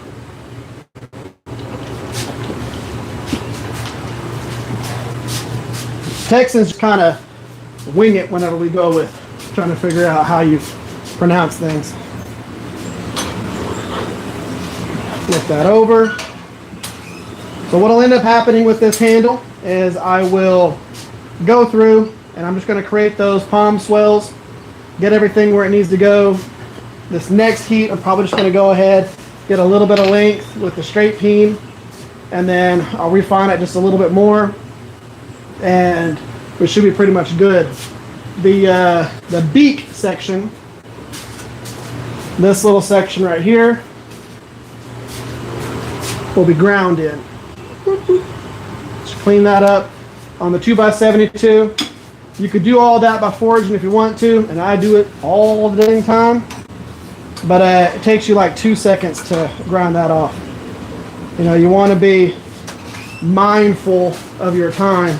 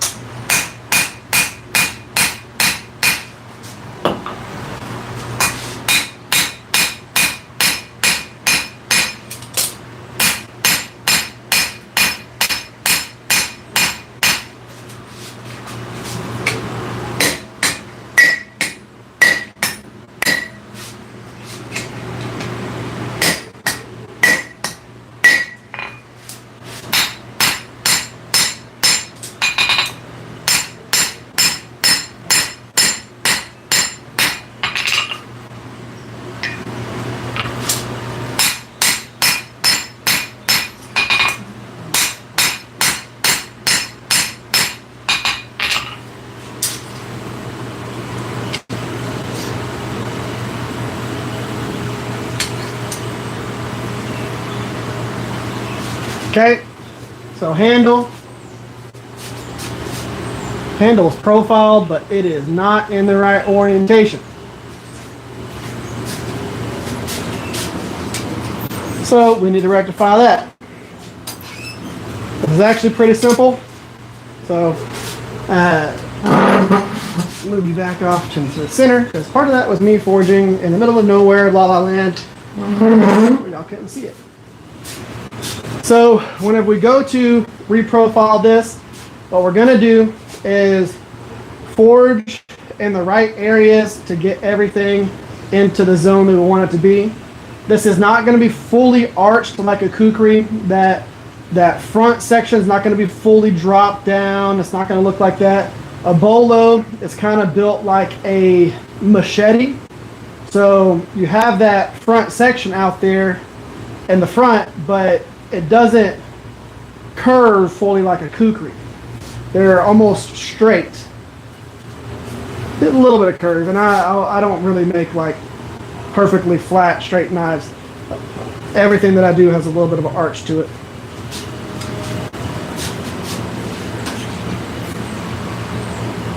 We need to get this hot, and we need to forge in the right zones that'll get us to where we need to be within that arch. How's the heat treat oven working for you? Actually pronounce that if you want. Yeah, no, it wouldn't. And so for the heat treat oven, it's been going great. I had a few things that I need to think about with it. There's no real forums that tell you the ramp speed and for heat treating. So the first one that I read, it was like, oh, you need to have it set to 400 degrees per hour, ramp up to your temperature. And whenever you're ramping up to 1600 degrees, 400 degrees an hour takes forever. So then I finally started reading other forums about other things in different areas. You basically just want it to go as fast as possible. So you set it for like the highest one's 9,999 per hour. Because some of these ovens, people were getting it to heat treating temps in like 25 minutes. And so doing that made it a lot faster. Also getting the nuclear clay systems for your blades so you don't get all the decarb. That would have been a huge thing to think about because I'm not using the foil method. So I am using that nuclear now.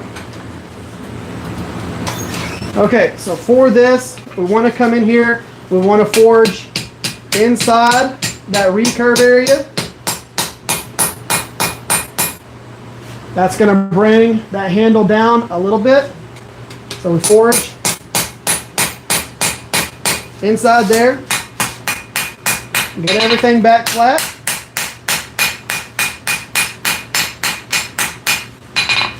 On this next heat, we're going to come in and we're going to forge inside the handle.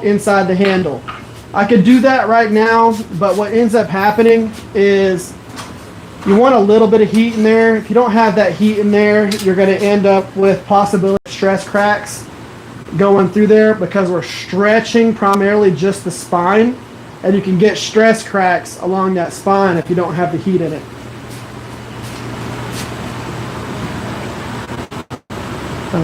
Make your own forge tip controller. Yeah, I've got that. And then, of course, I'll be using it more whenever I start using the ribbon burner forge. I've just got to get a couple more components for this forge, and I'll be using this because I want the auto shut off gates and all that. So if the air supply shuts off, I want it to shut off the propane so I don't have the propane just building up inside there. Waiting for that, and like I said, just a couple other components, and I'll be using the ribbon burner and have it set up for that. But really, I mean, having the heat treating oven eliminates the need for a lot of that.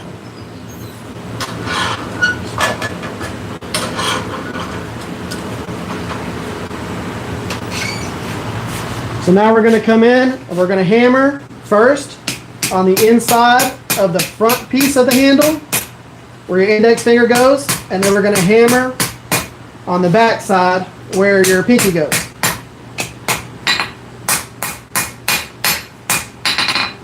And then if you don't like that, that's too much of a drop, all we got to do is come in here to our round side of this where I have the edge rounded over. Come in, hammer inside there, and open that back up. Just a smidge.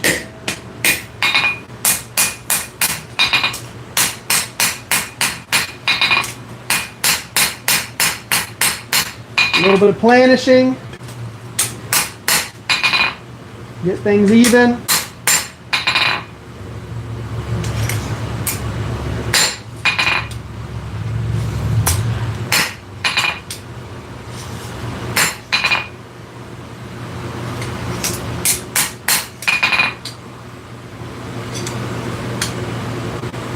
Tang looks good. It's inside the line of where we want it to be. I want a little more arch than that.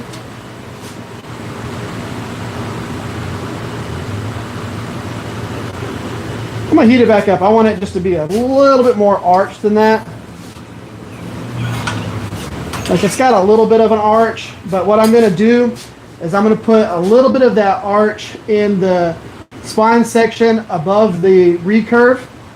So we're going to have just a little bit more of a gradual arch going from that flare at the front. Have an arch just a little bit kind of going towards the end of the tang.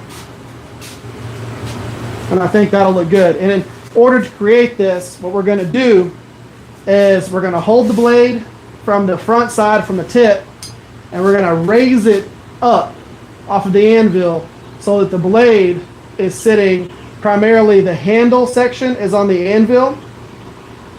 It'll be the ricasso and the handle right above the anvil. The tip is going to be brought up, and we're going to hammer in the reforged section in front of the ricasso, and it's going to put that dip on the back side of that recurve section. So basically it's going to put the arch right there instead of all in the handle. We'll see that as we start forging this. I'm going to heat it back up and just move that area. Tip control forge is fine for quenching, but if you're doing big batches, yeah, that's the biggest thing. So like for all of these, for people who don't know that I do stuff like this, for all of my batch knives, for EDCs and stuff like that, whenever I'm doing a full set of all of these, having the heat treat oven is crucial to be able to knock out a whole bunch of these at once for the shows and things like that. So those plus whatever I heat treat,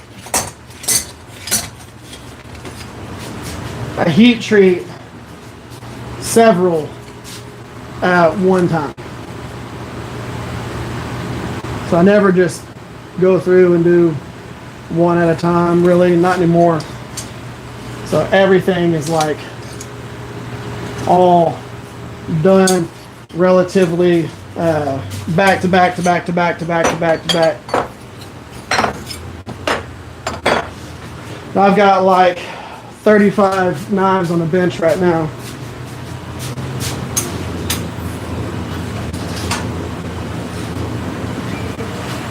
Switch this over. Grab it from the blade side. Raise that up.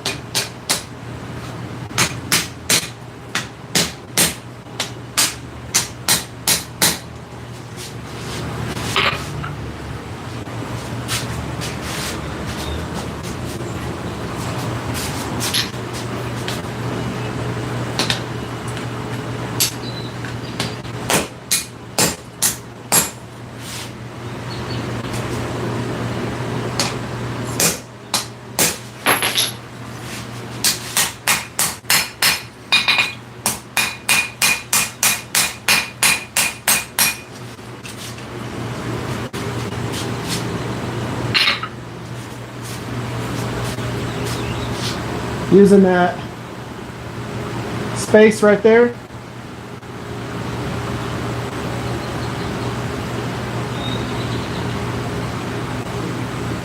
That gives us that overall arch to it.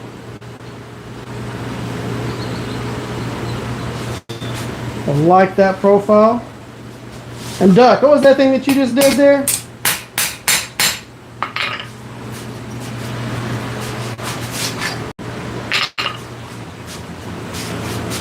Heat it up just a little bit more, correct that profile just a hair. We're good.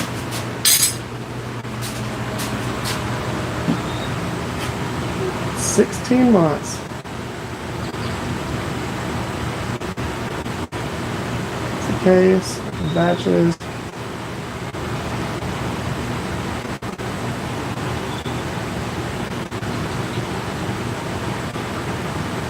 Ha 16 months. So at the 2-year mark, I've got a couple of people that are about to hit the 2-year mark, and I am at that 2-year, I'm making them a knife and fork set. So when you hit the 2-year mark, you'll get yourself a high carbon knife and fork, and with the leather pouch for carrying it and everything like that. Not mild steel fork, not a mild steel knife, but an actual high carbon, fully forged fork and knife set. Jeff Jones and I'm trying to remember what the other one's name is, but I know Jeff Jones is one of them. So yeah, you're almost there.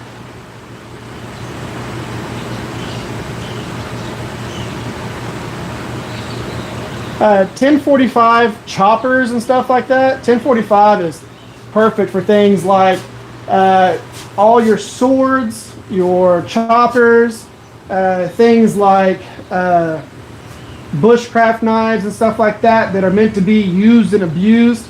Because 1045 is nice and tough, but it's not going to take like a super high Rockwell edge. I think it's Jason, actually. Yep. Jason and Jeff Jones.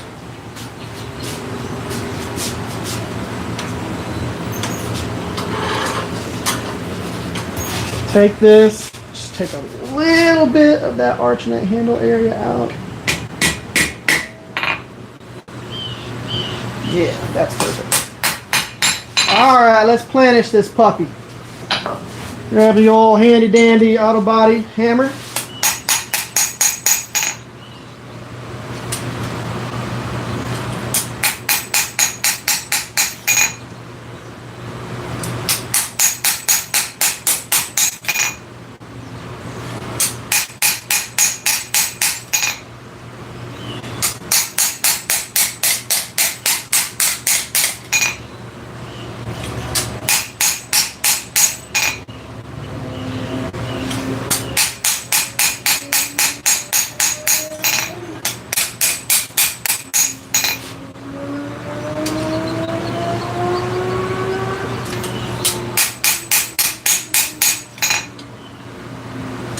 Okay, handle's good. Gonna grab it from the handle side. Drop forged. That's how thin I have the tang on this, evidently. Got my tongs to barely hold it. So we will heat that up. We're going to grab it with a different set of tongs because we don't want it to fall in. And I'm just going to grab it with the flat tongs. We're going to planish that blade up into that ricasso area. We're going to be good.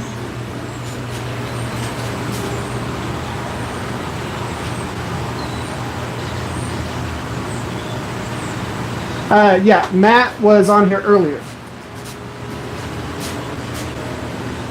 By the way, Duck, look at my plethora of bottle openers, which I've got to forge a whole bunch more of them. My crosses. The crosses turned out pretty damn good.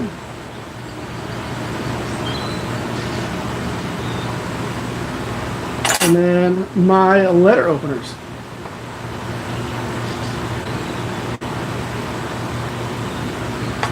Just all the farmer's market stuff. Bottle openers turned out pretty dang good. Just real simple bottle openers, not going too crazy with them. Trying to keep the price point down.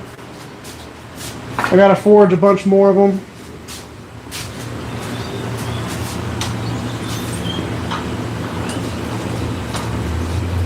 But yeah, those were some of the ones that I was messing with yesterday. I've got to forge another 10 bottle openers, and then got to do 10 bottle openers, and then another 8 or so crosses, and then I'm going to do the crosses a couple different lengths too, and then probably about another 5 or so letter openers. And then like 15 more stake flippers.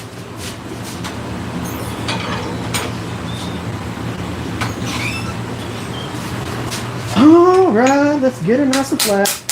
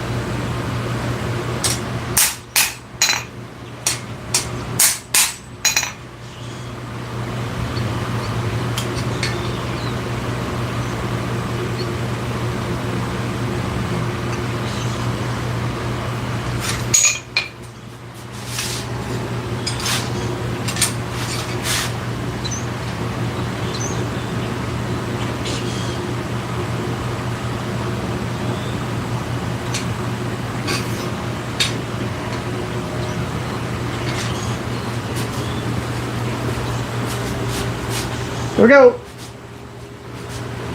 There's our recurve, bolo-esque. Out about a hill. Chopper.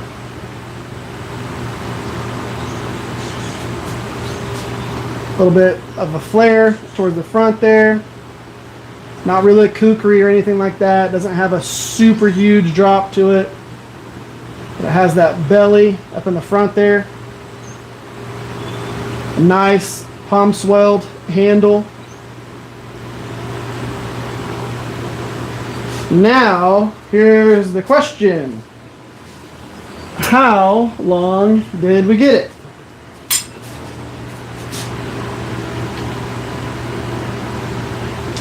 $12.5. So we went from 7 inches to 12.5 inches. So 7 inches to 12.5 inches, double distal tapered.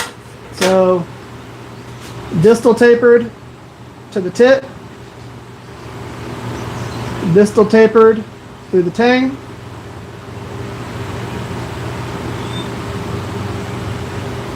Nice and straight.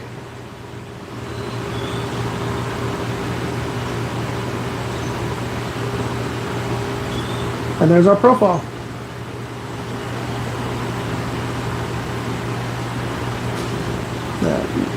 Michelle or Mikhail? So what do y'all think about that? That is going to be super friggin' perfect right there.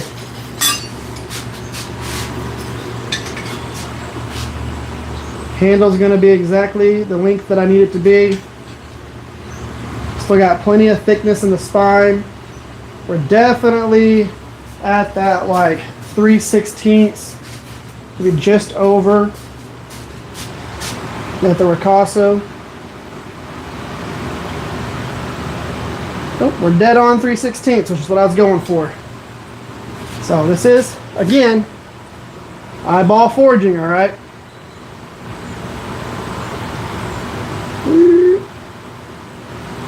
3/16.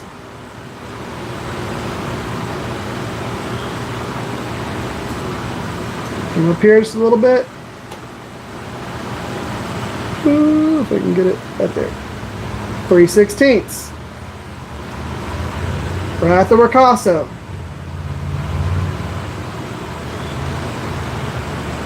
You look over there. Boom. So that's what we were looking for. 3/16 thickness at the ricasso without checking it a single time. We are perfectly in line with the cutting edge all the way through the handle, which I'll grind a little bit of that handle anyways.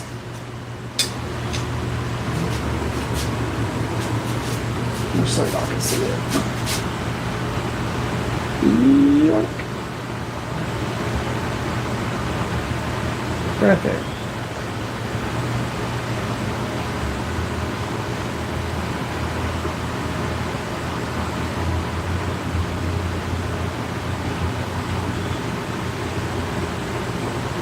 Punk.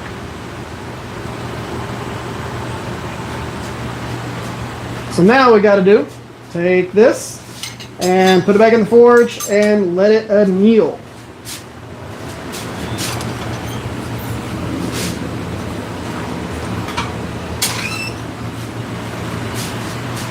I'm happy that it's the size that it is because it is like the perfect size for that forge that I have right now, that travel forge. 7 when you finish that. 2027 is actually pretty pushing it, okay? That is. Let's go for 2028, all right? We'll go the next election, and I'll finish this for the election, for the president. I don't want you rushing me. 2027, that's...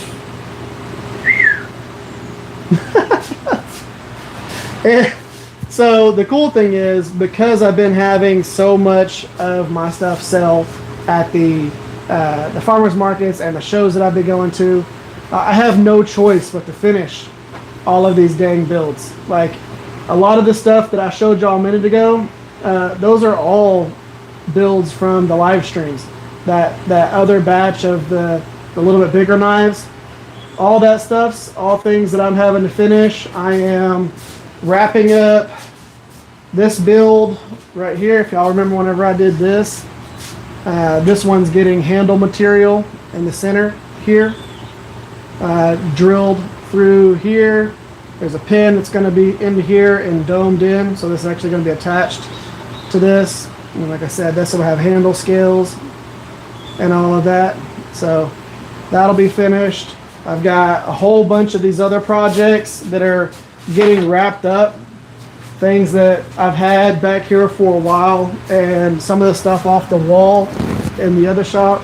It's just I have to finish these knives because I'm running out of knives. Like it's crazy at this point. I'm not even forging them fast enough, which is something that sounds crazy. That I'm having to make more like batch knives and things like that, because a lot of these builds I'm just selling them at these shows. Now this one I'll have this one here pretty soon as well. This is going to have a similar finish to the Wakizashi. So this is the one that I redid because I sold the Samurai Challenge. This will be in that same realm of finish. I know, it's a horrible, horrible problem to have. So that right there is going to be one of the builds that I'm going to wrap up.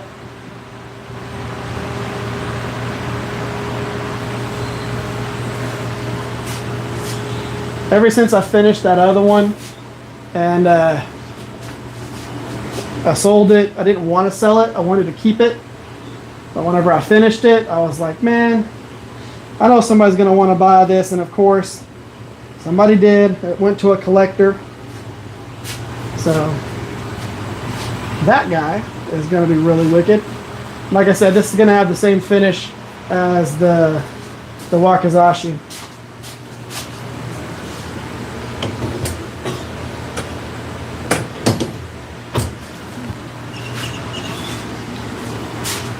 Let's turn this off. And we got up to a whole whopping 88 in here, even with the forge going. So can't beat that. So that is everything that we were going to make today. Now, of course, off of the live stream, I will be out here forging and doing some other stuff. I do have to get bevels ground on the knives that are heat treated over here, so I'll be doing that. I'm not going to be live streaming that. I've got to grind bevels on them and get them. So bevels, and then tomorrow I'll finish the tapered tangs, and then the next day I'll get handle material put on all of them, and then while the handle material is drying on all of those, I'll grind all the bevels into my small EDCs. These guys right here. So these are primarily for my farmers markets. It's smaller knives. So these are like keeping the price point as low as possible. So I'll show you the one that I just showed, and I'll show you what it's going to look like when it's all said and done. So this one right here is one. Whenever it's all said and done, it puts the balance right in the center. So whenever you actually go through and swing this, it wants to come back into your hand. So whenever you're swinging it, all your balance is right there on your hand. Like, it is wild. And being able to use it two-handed is wicked. This is the finish that's going to be on it.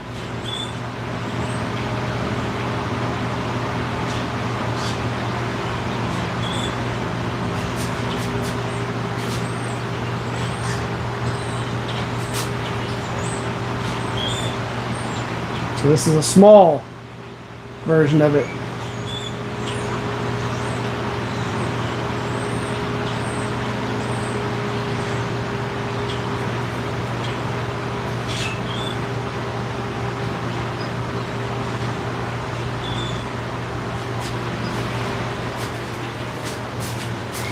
And then I've got another one coming up that is the Golden Gate Bridge cable one that I'm going to forge out.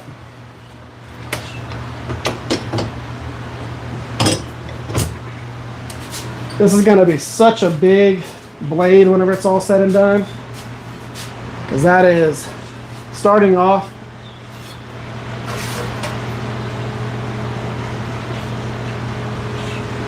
.21 inches. So 21 inches by 1/4 of an inch thick by inch and I think a half. Yeah, 1.5 inches by 1/4 of an inch by 21 inches. And if you remember, that big knife that I just finished, that was 7 inches. That was this, but only 7 inches.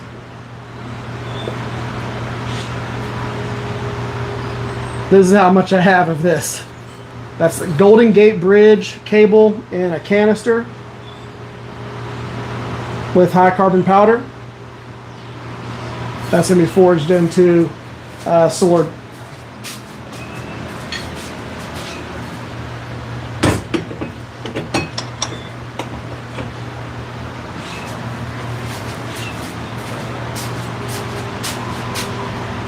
Showing the military challenge. You want to see that?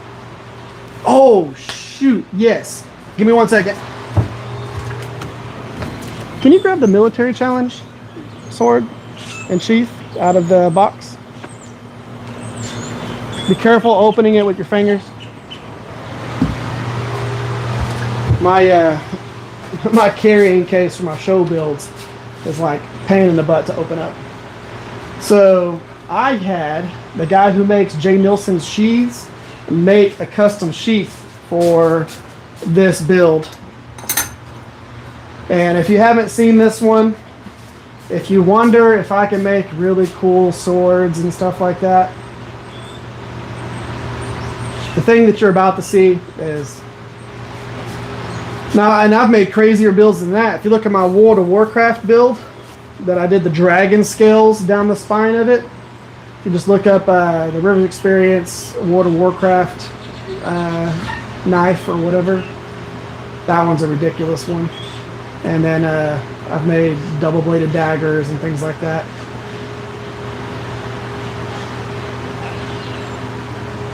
Oh.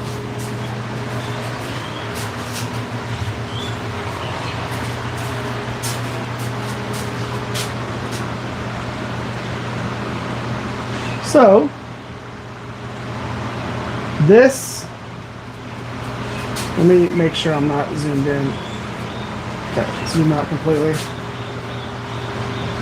This is the sheath for it.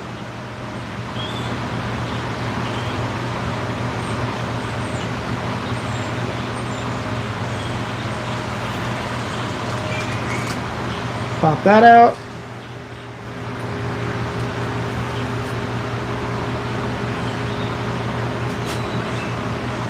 Got a knuckle duster, spike. It's actually comes to a point. Skull crusher. Skull crusher. Punch with it. The blade, saber style blade.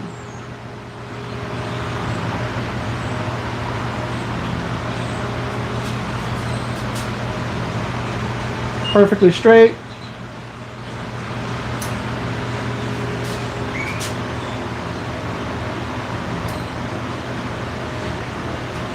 And then the handle construction.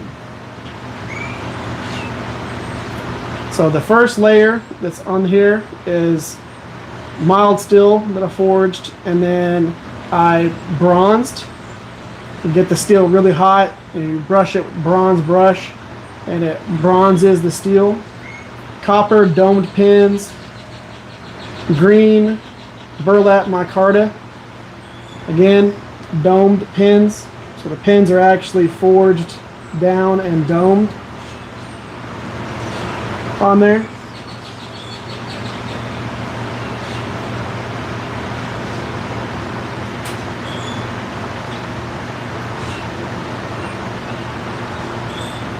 This was the I Am Batman one that I did.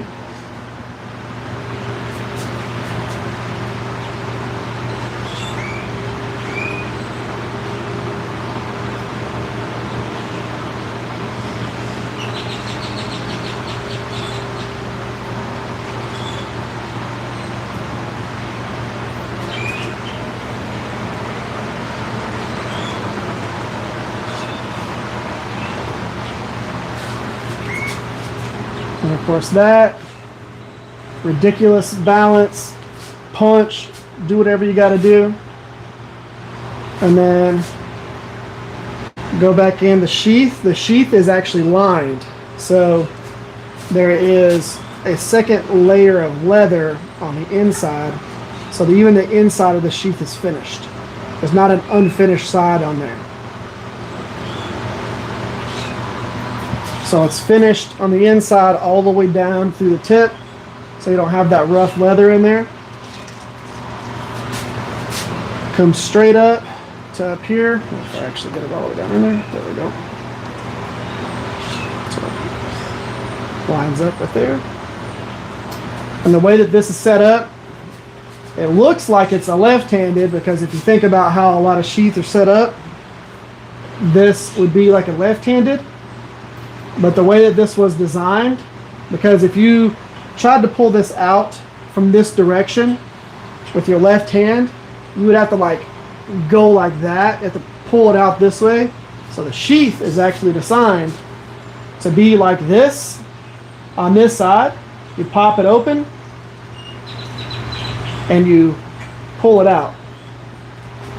Punch, skull crush, do whatever you got to do, and then start cutting. So it's a reverse grip. So pull it out and you're in punch, slash, stab mode, which is really nice for a close combat situation where you go out, boink, slice, do whatever you're going to do.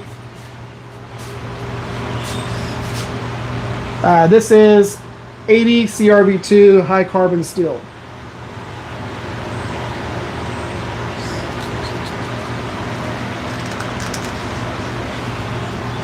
Voila.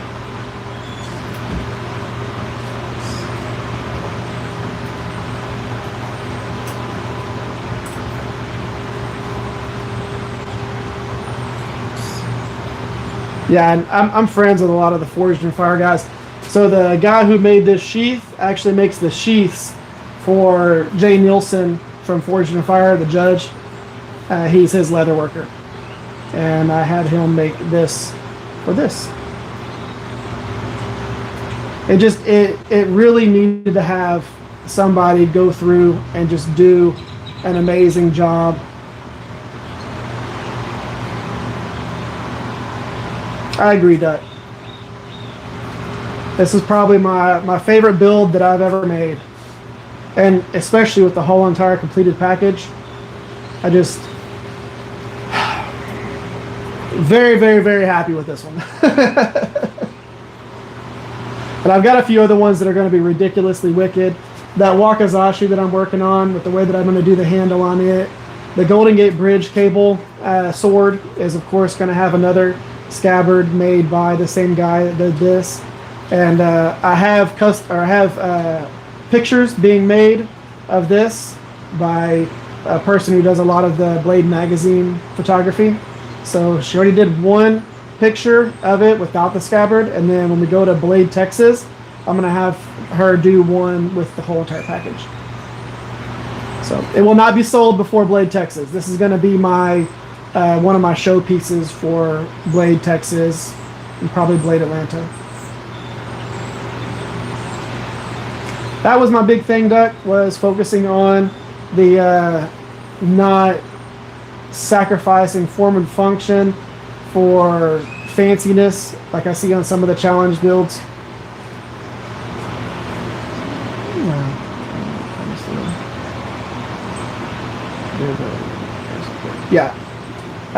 Yeah, you want 80 CRB2 is amazing for swords. 5160 is great for swords and things like that. 80 CRB2 is just perfect for this particular thing. You want to see this one? There you go.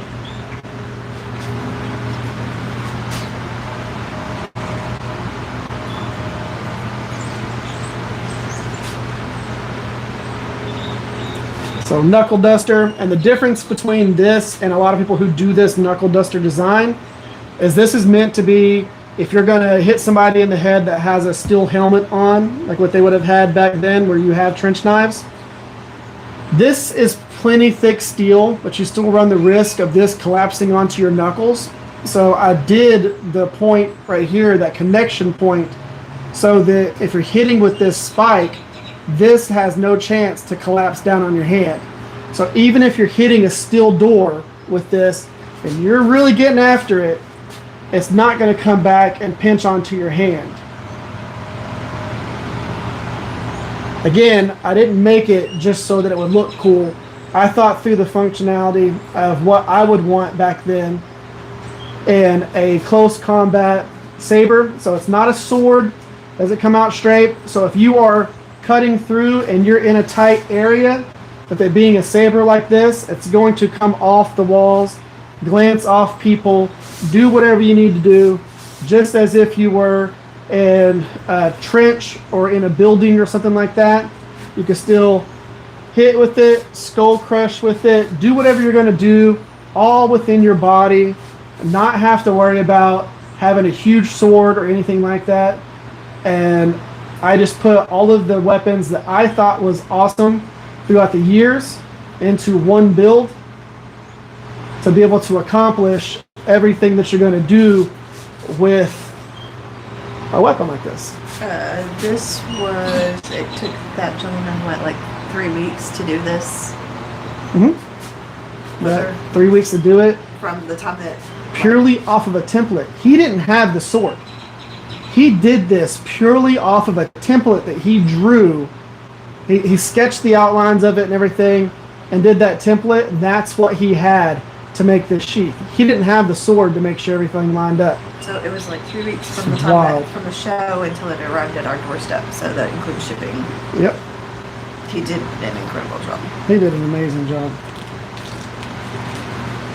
His name is it's Saddle. Yeah. So Saddle.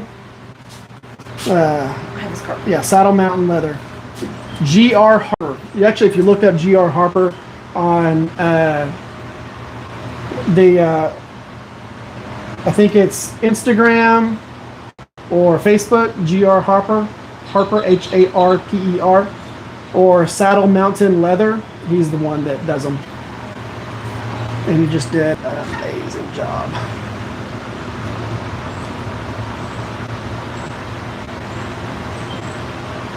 I love that he follows that blade design that comes down here and everything. There's that, and then his QR code's on the back. That, and then the QR code.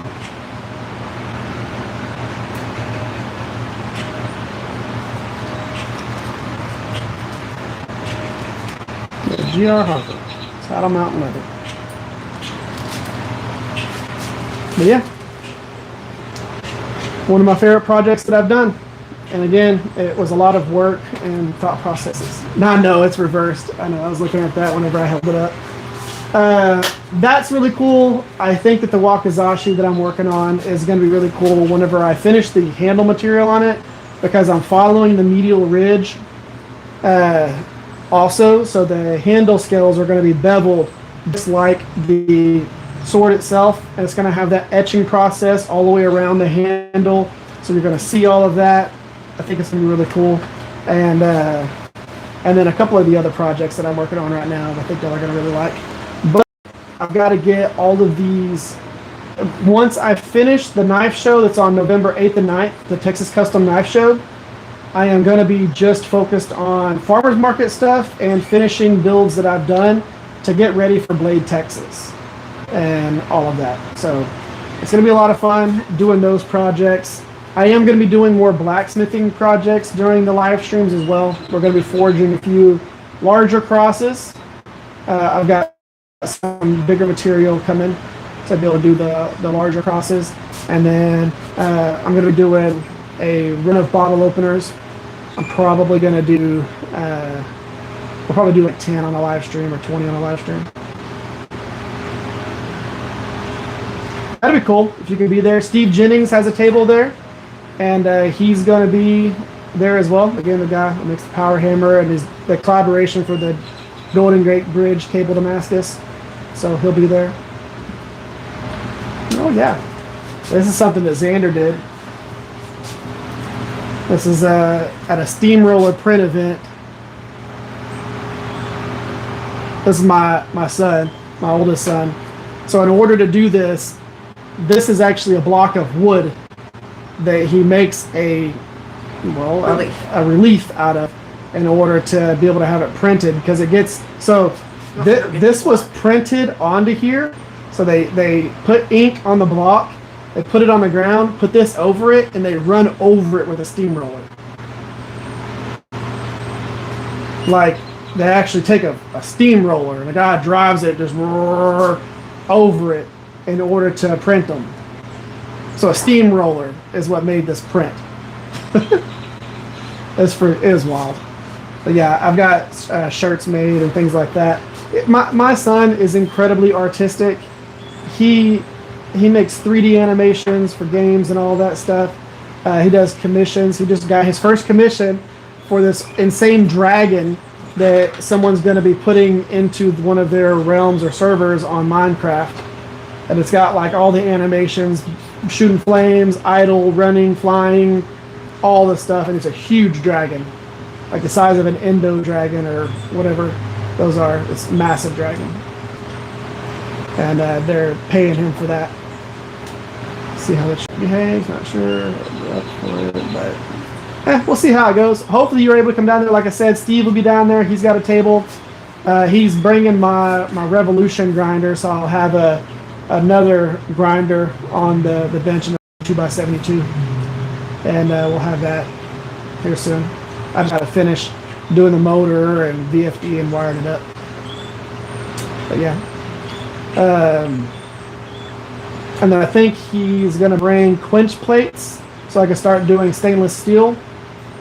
So he's a machinist by trade, and he's going to bring the aluminum plates that are for quenching, so that I can again start doing because I'm going to start doing stainless Damascus and a few other crazy projects, things like Magna Cut and like CPM 154 and a few of those other really good steels.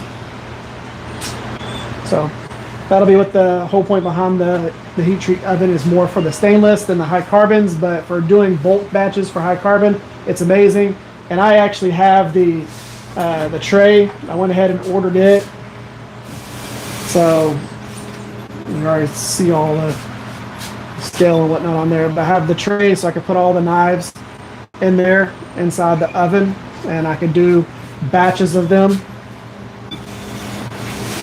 Again, once I found out or figured out the ramp rate and stuff like that, it's going to make this all faster.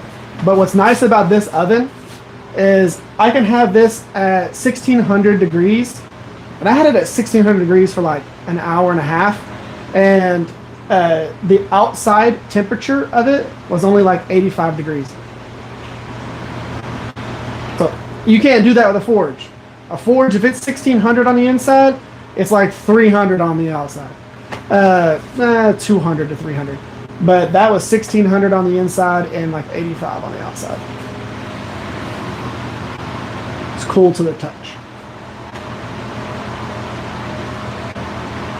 But, okay guys, I need to work on other projects. I also want to go inside and eat and rest for just a second, and I will see y'all for tonight's video. Remember, 30 days in a row. I am posting it'll be 3 minutes no matter what, short, every single day for 30 days, just to make sure that we get back in the rhythm of engagement, back in the rhythm of filming, editing, doing those things, so we can get back into normalcy within that and stop just doing the live streams and actually have that engagement within videos in the channel.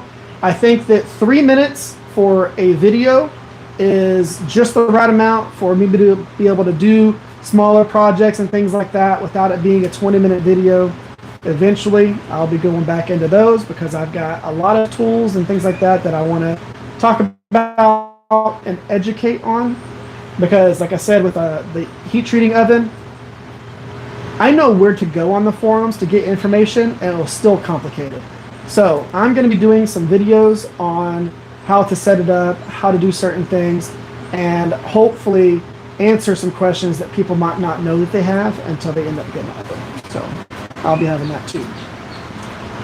Work on my truck. Have a good one. All right. Talk to y'all later. Love y'all. I'll catch y'all tonight. Make sure you check out the short that's coming out, and I'll see you tomorrow and for the next 20-something days plus some live streams. I'll catch y'all later. Love y'all. Bye.